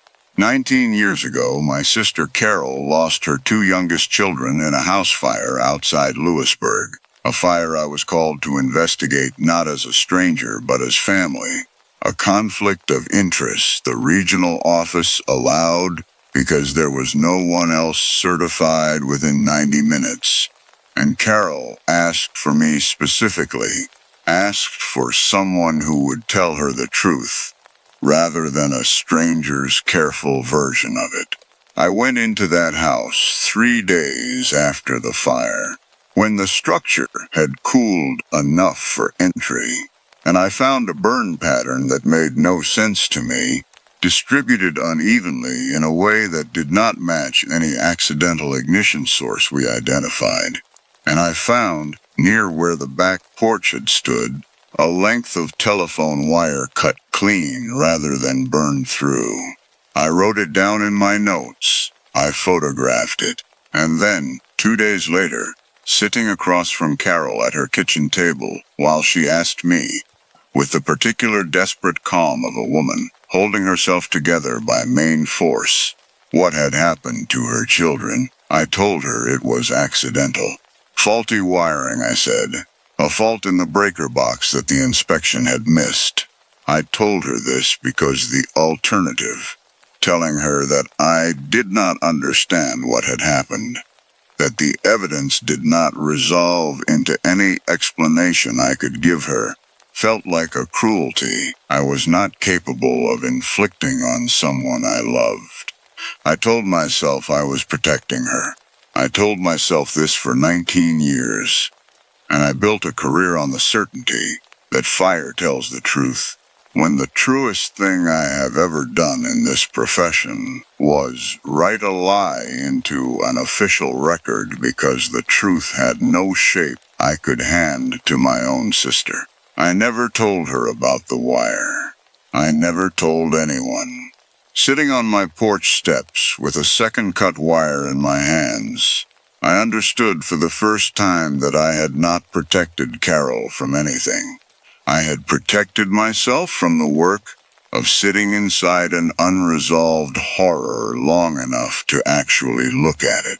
I had taken the unbearable weight of not knowing and converted it into the much lighter weight of a closed file, and I had let her carry her grief, without ever telling her it was a grief that deserved investigation rather than resolution.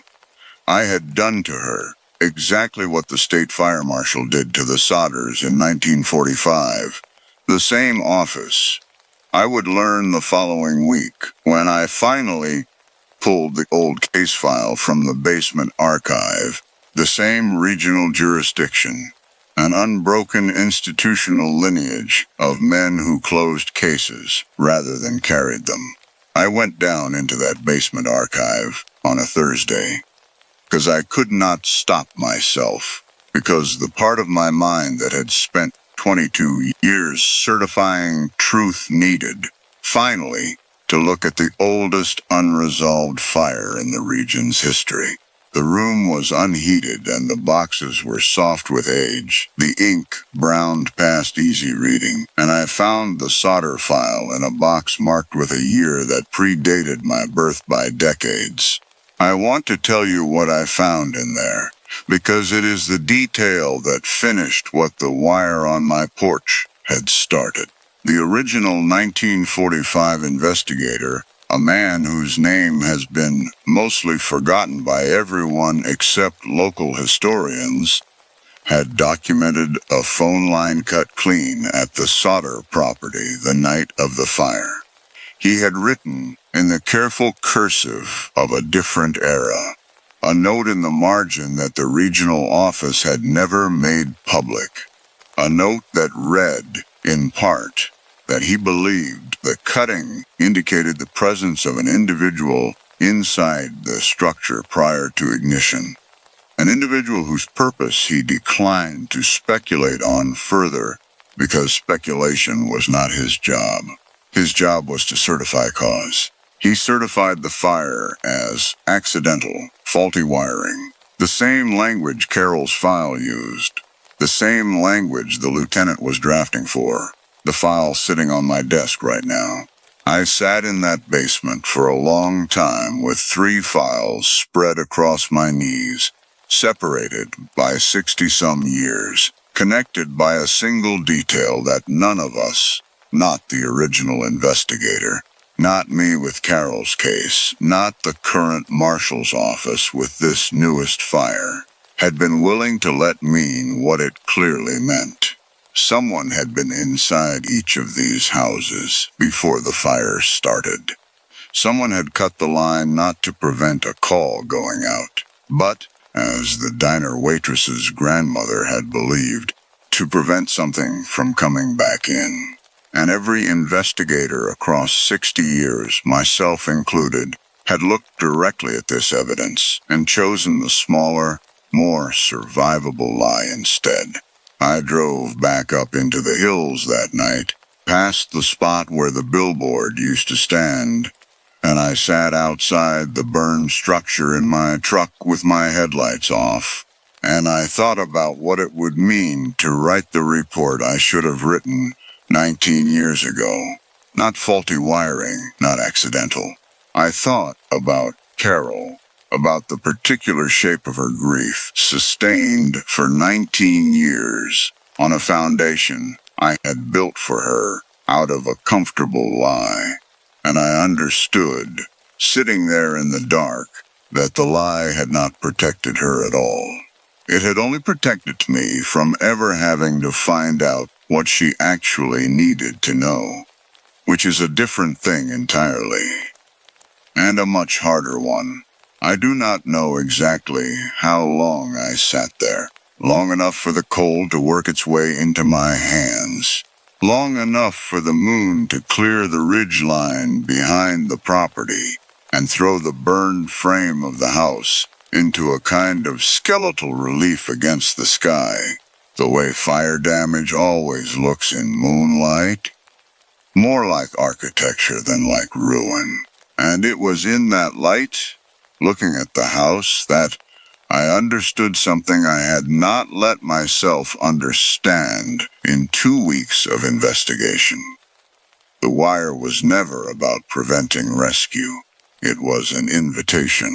It had always been an invitation, in 1945 and 19 years ago, and now an invitation extended to whoever was close enough to the case to finally read it correctly.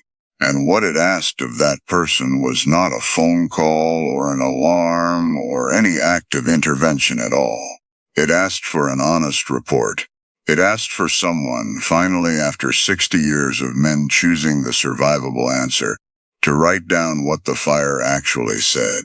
I went home that night, and I did not sleep.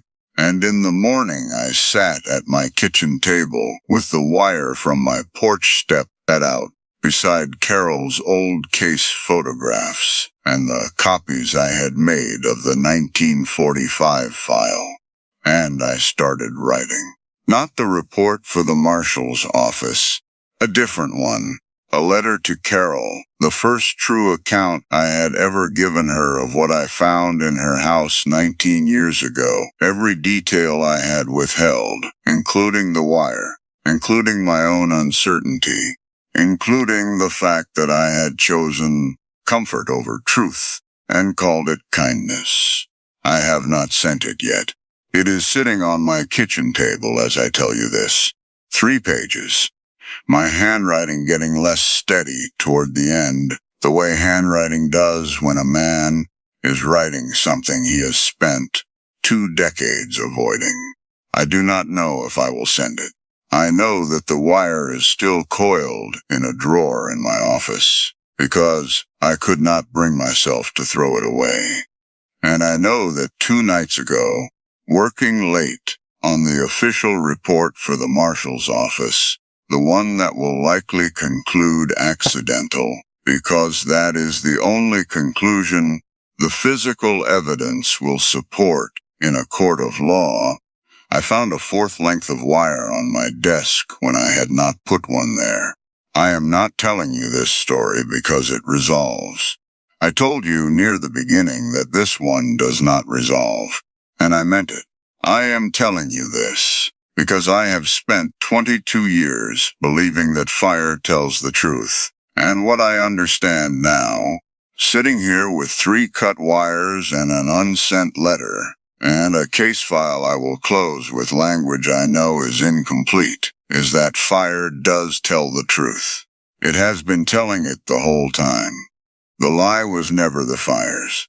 The lie was mine, and my sister's investigators before me, and the man in 1945 before him. Every one of us choosing the report that let us sleep over the report that told the truth. And I think, now, that something in those hills has been waiting a very long time for one of us to stop choosing sleep. I do not know what I will do with the 4th wire. I only know that I have stopped telling myself it means nothing.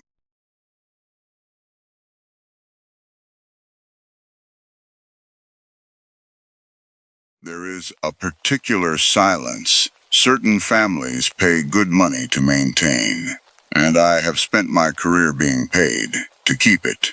And I want you to understand, before anything else, that I believed for a long time this was a kind of mercy. I no longer believe that. I am not certain I ever did. I only know that a button does not fall into a pocket on its own, and that some silences are not chosen by the people who keep them, but inherited, the way a coat is inherited, worn by someone else first. One more thing before we start. If any part of this reaches further into you than you expected, that is the story doing exactly what it is meant to do, and nothing more. You are safe where you are sitting. Let it pass through you, the way old air moves through a house that has been sealed up too long. Close your eyes if it helps. I will carry the rest. I have spent 18 years organizing other people's silences, and I want you to understand that this is a real profession with real clients and a real code of conduct that I followed without question for almost 2 decades before I understood what I was actually doing. I am a private archivist. Families with old money and older secrets hire people like me to go through their papers, their letters, their ledgers, the boxes that sit in the backs of closets for 3 generations, because nobody wants to be the one who finally opens them. And my job is to organize what they contain, and then, more importantly, to know what should never leave the room. Discretion is the entire profession. You learn early that a family does not hire you to find the truth. They hire you to manage it. I have always believed I was good at this work, because I understood something most people do not, which is that silence is not the absence of love. Sometimes silence is the most loving thing a family can offer itself, a way of carrying a wound without having to look directly at it every day. I believe this with the particular certainty of someone who learned it very young and very personally, and I will tell you about that before this story is finished, because you will not understand the rest of it otherwise. The job that brought me to the brownstone on East 73rd Street came through an estate attorney I had worked with twice before, a man who specialized in old families with complicated histories and an even more complicated relationship to their own paperwork. He told me a client had inherited a private archive, several generations of family documents kept in a converted storage unit on the building's third floor, and needed someone to catalog the materials before a portion of the estate was settled. He told me the family had a tangential connection to a well-known disappearance from 1910, the Arnold case.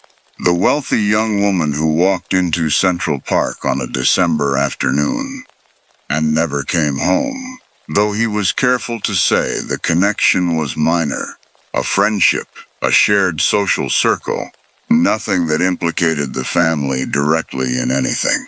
I did not think much of this at the time. New York in 1910 was a small world for families like these. Everyone was tangentially connected to everyone. The brownstone itself was the kind of building that has survived a century by being quietly expensive rather than visibly grand. 4 stories of brick with the original ironwork still on the windows, subdivided sometime in the 80s into private storage units for families who did not trust banks or museums with the things they could not bring themselves to throw away. The third floor unit had its own lock, its own key, its own small antechamber before the room proper, and the attorney's assistant let me in on a Tuesday afternoon in October, told me the lights worked, but the climate control did not, and left me alone with 11 document boxes and a household diary bound in water-stained green leather. I want to tell you about the room itself, because the room matters.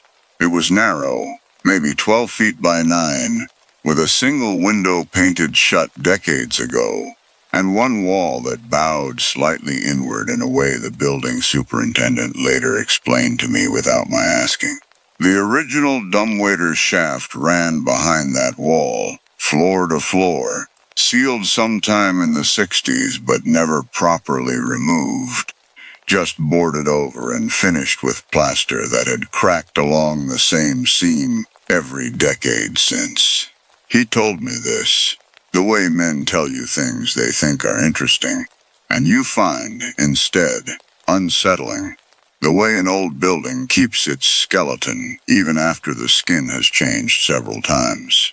I began with the diary, because diaries are always where I begin.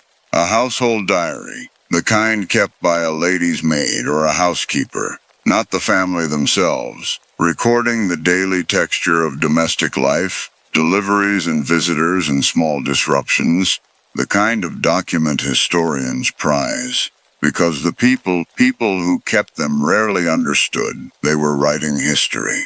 This one began in January of 1910 and continued, in the same careful hand, through the following spring. I read it the way I read everything for this work, slowly, taking notes, building a sense of the household's rhythm before I started cataloging specifics. In the second week of December, the entries changed. I do not mean the content changed, not at first. I mean the handwriting changed, subtly, the letters tightening, the pen pressed harder into the page in a way that suggested someone writing under strain. The entry for December 12th, 1910, the same date, I would later confirm that Dorothy Arnold disappeared from a street 4 blocks from this very building, described a missing coat. A winter coat belonging to a young woman in the household, last seen, the entry said, on a hook by the servant's entrance, with a single brass button noted as already loose before the coat itself went missing. The entry did not name the young woman. None of the entries named her. I found this strange enough to note in my own records, an absence so deliberate it functioned as its own kind of statement. I worked through the afternoon and into early evening, the light through the painted window thinning to nothing. And somewhere around 6 o'clock, kneeling to examine a floorboard that had warped enough to crack along one edge, I found a button lodged in the gap. Brass, small, the kind sewn onto a woman's winter coat in that era, tarnished black with a century of dust worked into its grooves. I photographed it for my records, the way I photograph everything, and set it aside in an evidence bag without thinking much further about it. Because period artifacts surface in old buildings all the time, and a button is, on its own, only a button. I did not connect it to the diary entry that night. I want to be honest about that. I went home, made dinner, did not think again about a household servant's missing coat from 1910 until I returned to the brownstone 2 days later and reread my notes, and felt something cold move through me when I saw the date and the description side by side. I should tell you about my sister now, because I have been circling her this entire time, the way you circle a thing you have spent 30 years learning not to look at directly. I had an older sister. Her name was Margaret, and she was 19 when she disappeared, and I was 7, and I remember almost nothing about the actual event, because my mother made certain of that. What I remember is the after. The way our house became a place where Margaret's name was simply not said, not forbidden exactly, nothing so dramatic as a rule, just absent, the way a missing tooth is absent, a gap your tongue finds without meaning to, and then learns eventually to stop finding. My mother packed away Margaret's room within a month. She told relatives who asked that Margaret had moved away, started a new life somewhere else, and she said this with such complete conviction that I genuinely believed it myself until I was nearly 20 years old and found a box of newspaper clippings in the attic, every one of them about a missing persons case that had gone nowhere, every one of them about my sister. I never asked my mother why she did this. I told myself for the rest of her life and for years after her death that I understood. That silence was how she survived something unsurvivable, and that asking her to break it would have been its own kind of cruelty. I built an entire career on that belief. Every family I have ever worked for, I have extended the same grace I extended my mother. The assumption that their silence was load-bearing, structural, something to be protected rather than questioned. I never once asked myself what it cost the person being protected by someone else's silence. I never once asked myself what it had cost me. I returned to the brownstone the following week to continue the cataloging, and the diary entries continued to trouble me in ways I could not yet articulate. Through January and February of 1911, the entries grew sparser, the handwriting in places nearly illegible, as though the woman keeping the household record was writing increasingly against her own will, recording things she did not want recorded. One entry, dated late February, mentioned a visit from private investigators hired by a family whose name was redacted with the same careful ink as everything else. Investigators who asked questions about the household staff's movements in December. about who had seen what, about a coat that never been found. The entry ended mid-sentence. The next entry, dated 3 days later, did not mention the visit again. I worked later than I should have that evening, alone in the narrow room with the bowed wall, and at some point past 9 I became aware of a specific and growing unease, the kind I have learned over the years not to dismiss, though I dismissed it that night because I wanted to finish the box I was working through. I want to tell you what I found near the bottom of that box, because it is the detail that broke something open in me that I have not been able to close since. A letter, unsigned, addressed to no one, written in the same hand as the diary, dated the same week as the redacted investigator's visit. It described, in plain, unadorned language, a conversation overheard between the family and their attorney, a discussion of how best to manage the situation, a phrase the letter writer found chilling enough to record exactly, manage the situation, as though a missing girl were an inconvenience to be administrated rather than a person to be found. The letter went on to describe the family's decision to delay any report to the authorities for 6 weeks, to protect the household's reputation, to allow time for the matter to resolve itself quietly, the writer's own words, quietly, underlined twice in ink that had bled slightly into the paper over the decades. I sat with that letter for a long time.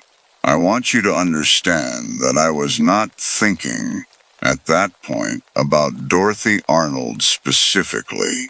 I was thinking about my mother, sitting in our kitchen 30 years ago, deciding that Margaret's absence would be managed rather than investigated, that the family's reputation, our small, ordinary, unremarkable reputation, was worth more than the 6 weeks that might have made a difference, if any difference could have been made at all.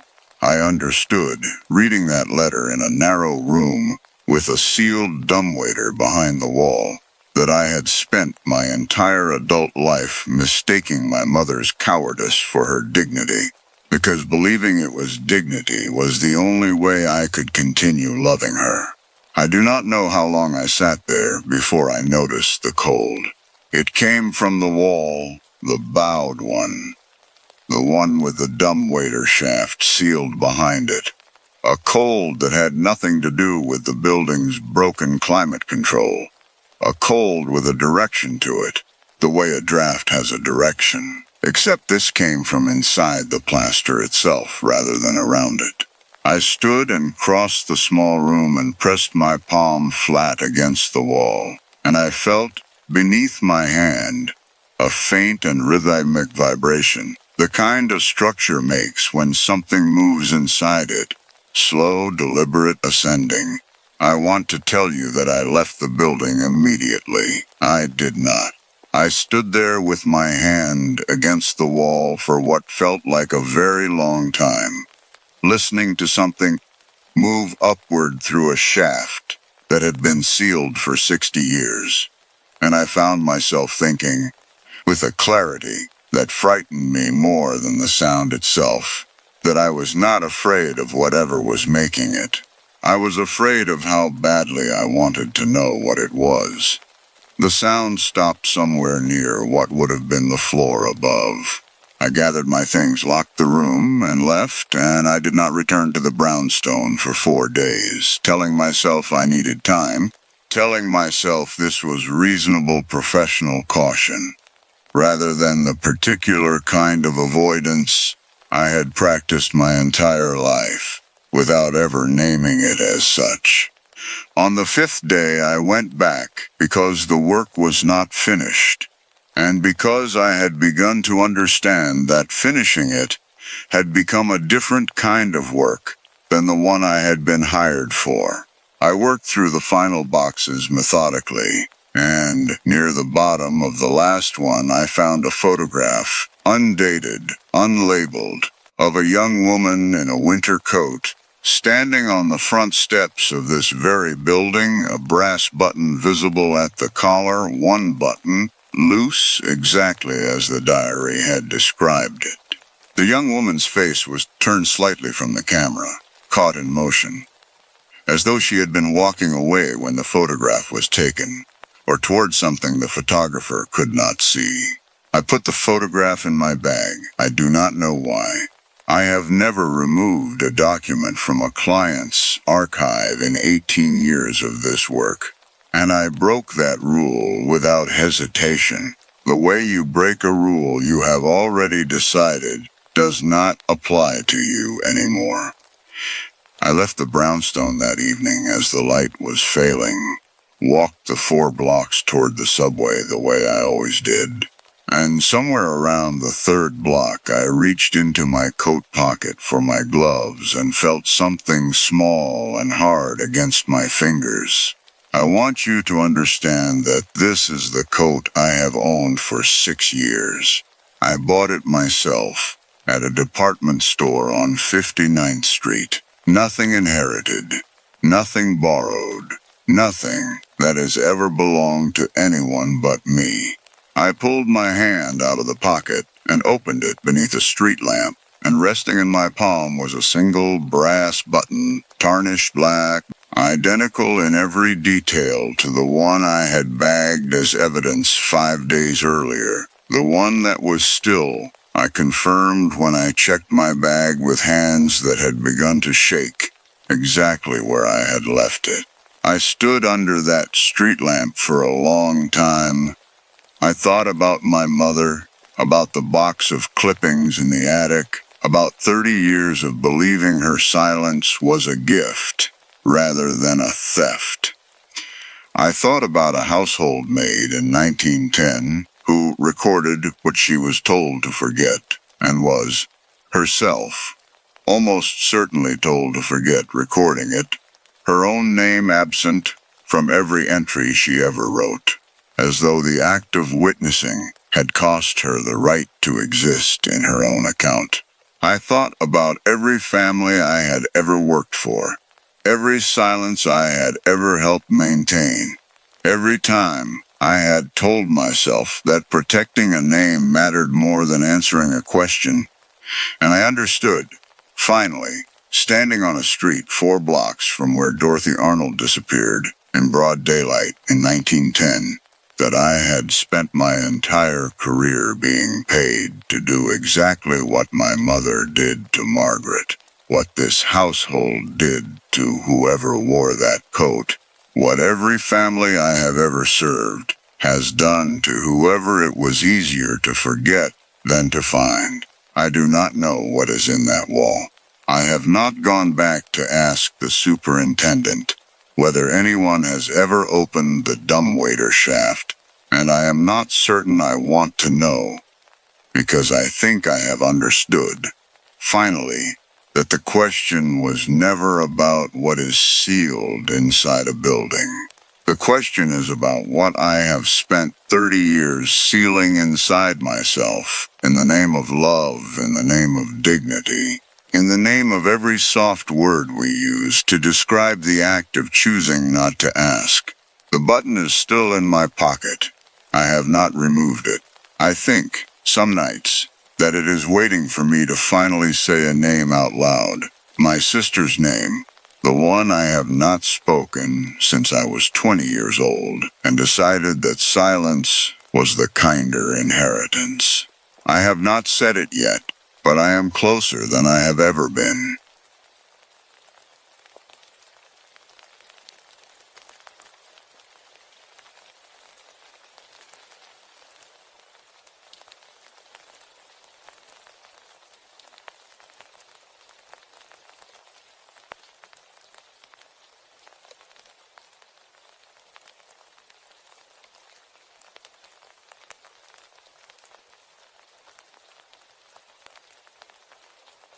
I have spent my whole life believing that a well-aimed shot solves the problem in front of it.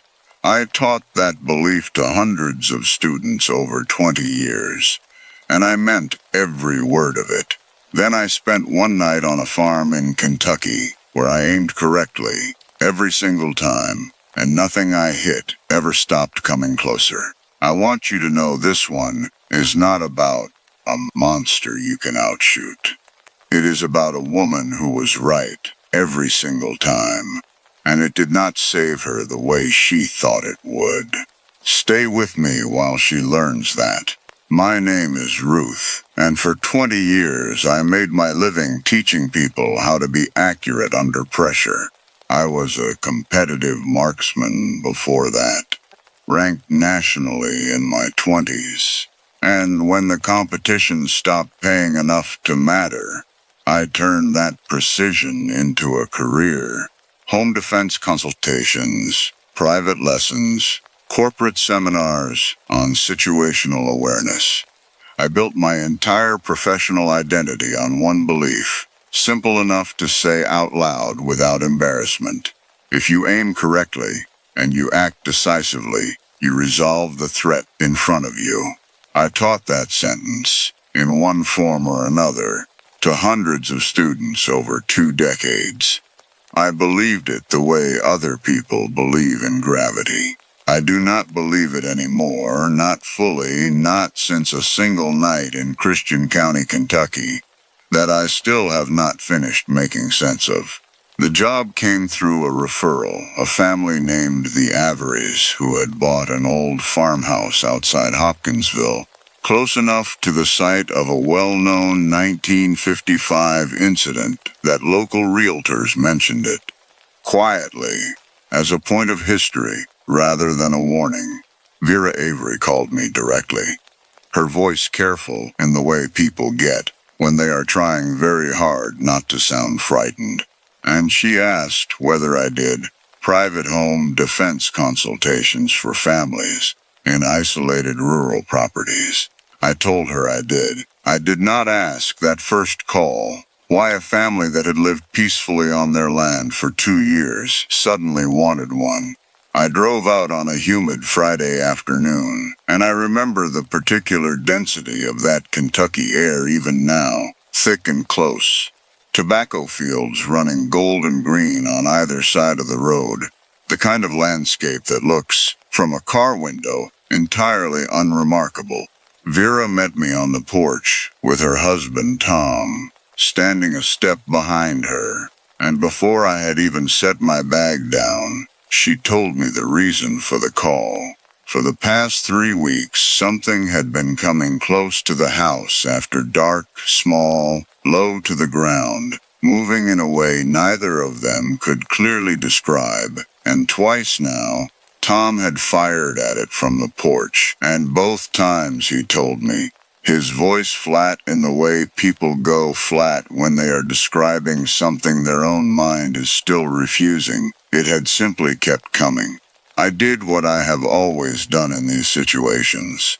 I stayed calm, methodical, professional, and I told them that fear distorts perception more than people realize. That a missed shot in poor light feels, in the moment, exactly like a shot that connected and failed.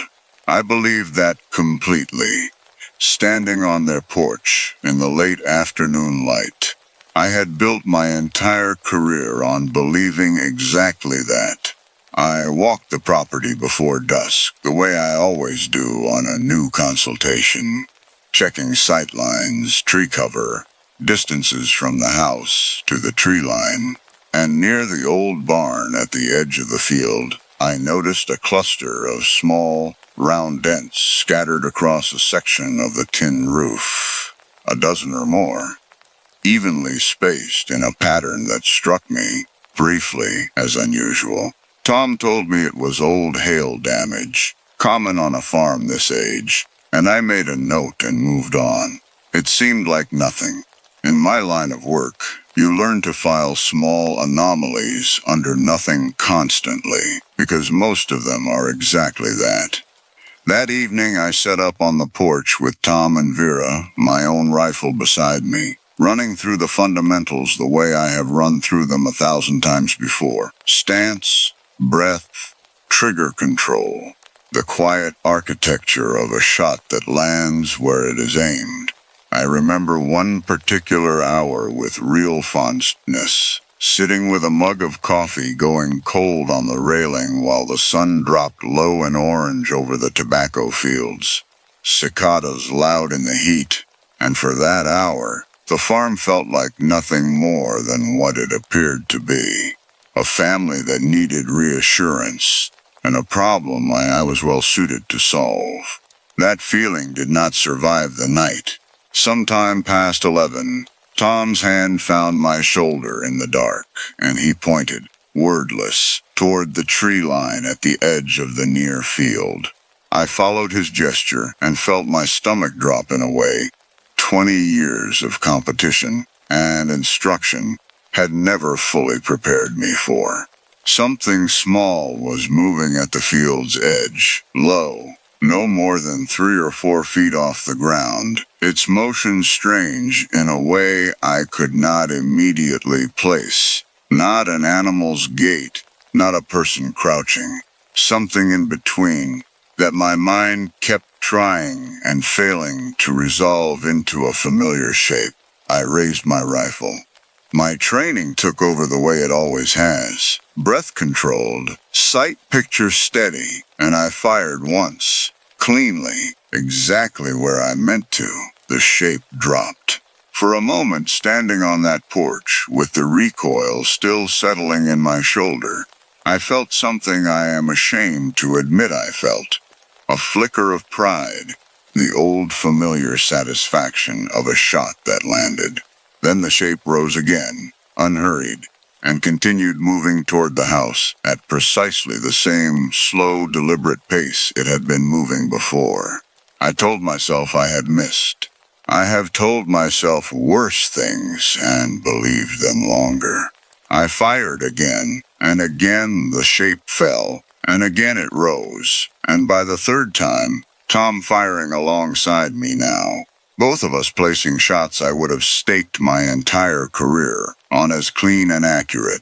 I understood with a coldness that started at the base of my skull and moved down through my chest that accuracy was not the variable failing me.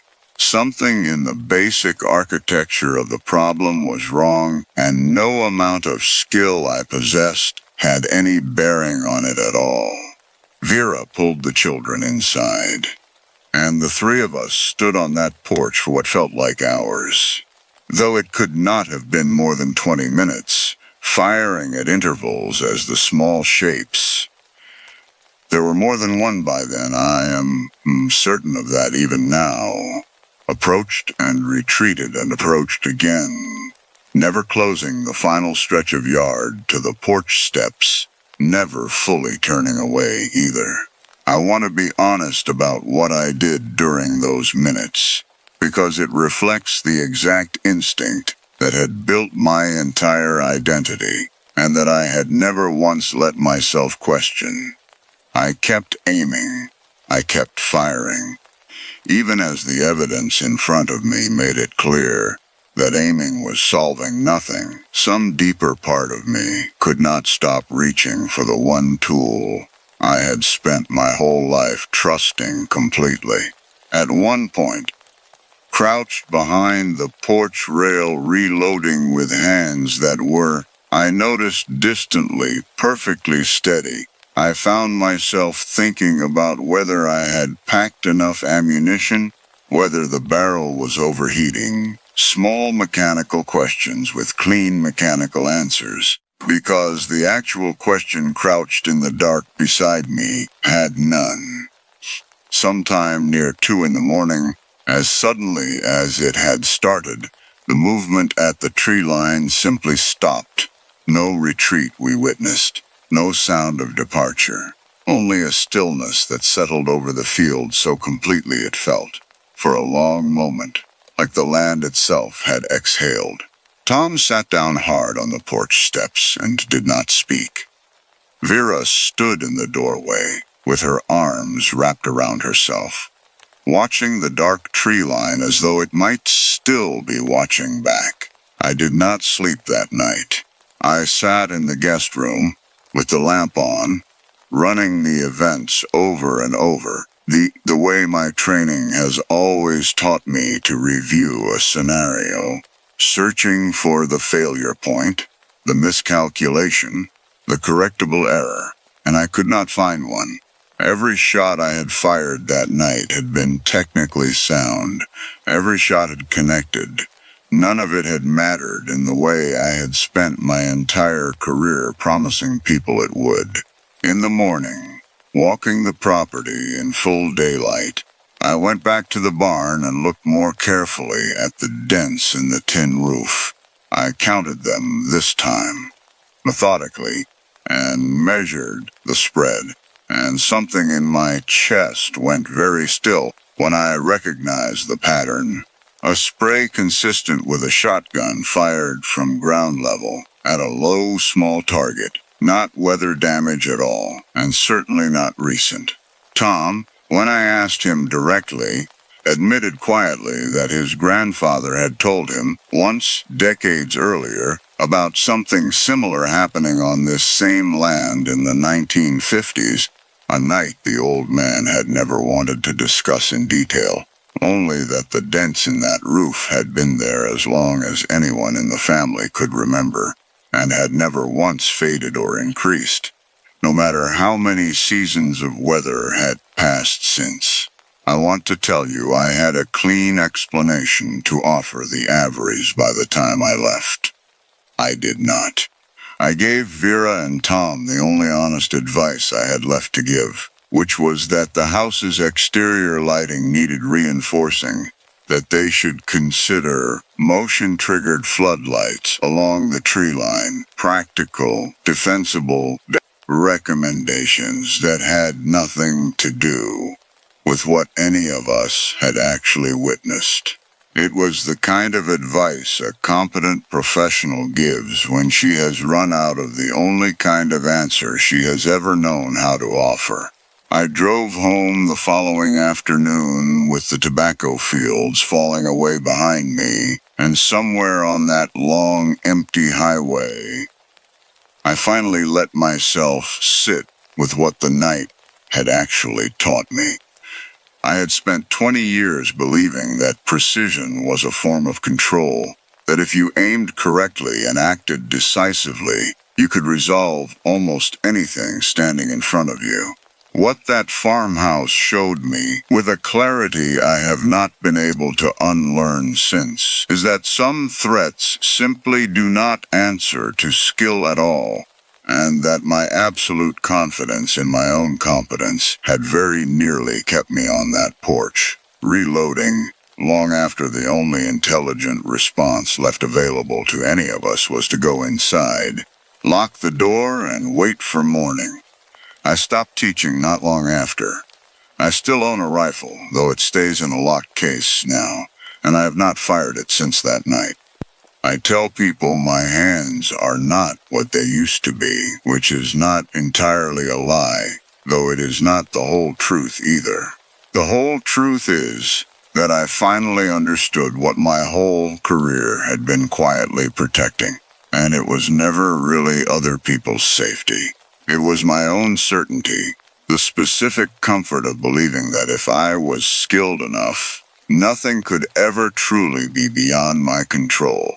I still live not far from where I grew up, and most nights that is enough. But there is one thing I have not been able to let go of, and it is this. I do not sit near open windows after dark anymore, in my own home or anyone else's, and if a room has curtains, I keep them drawn well before the sun goes down. I have learned there is a version of confidence that keeps a person prepared, and a version that only keeps them from recognizing the moment preparation has stopped being enough, and from the inside, in the moment, they feel exactly the same. It is only afterward, sometimes long afterward, sitting alone in the quiet, with your hands finally still, that you understand which one you were actually holding on to.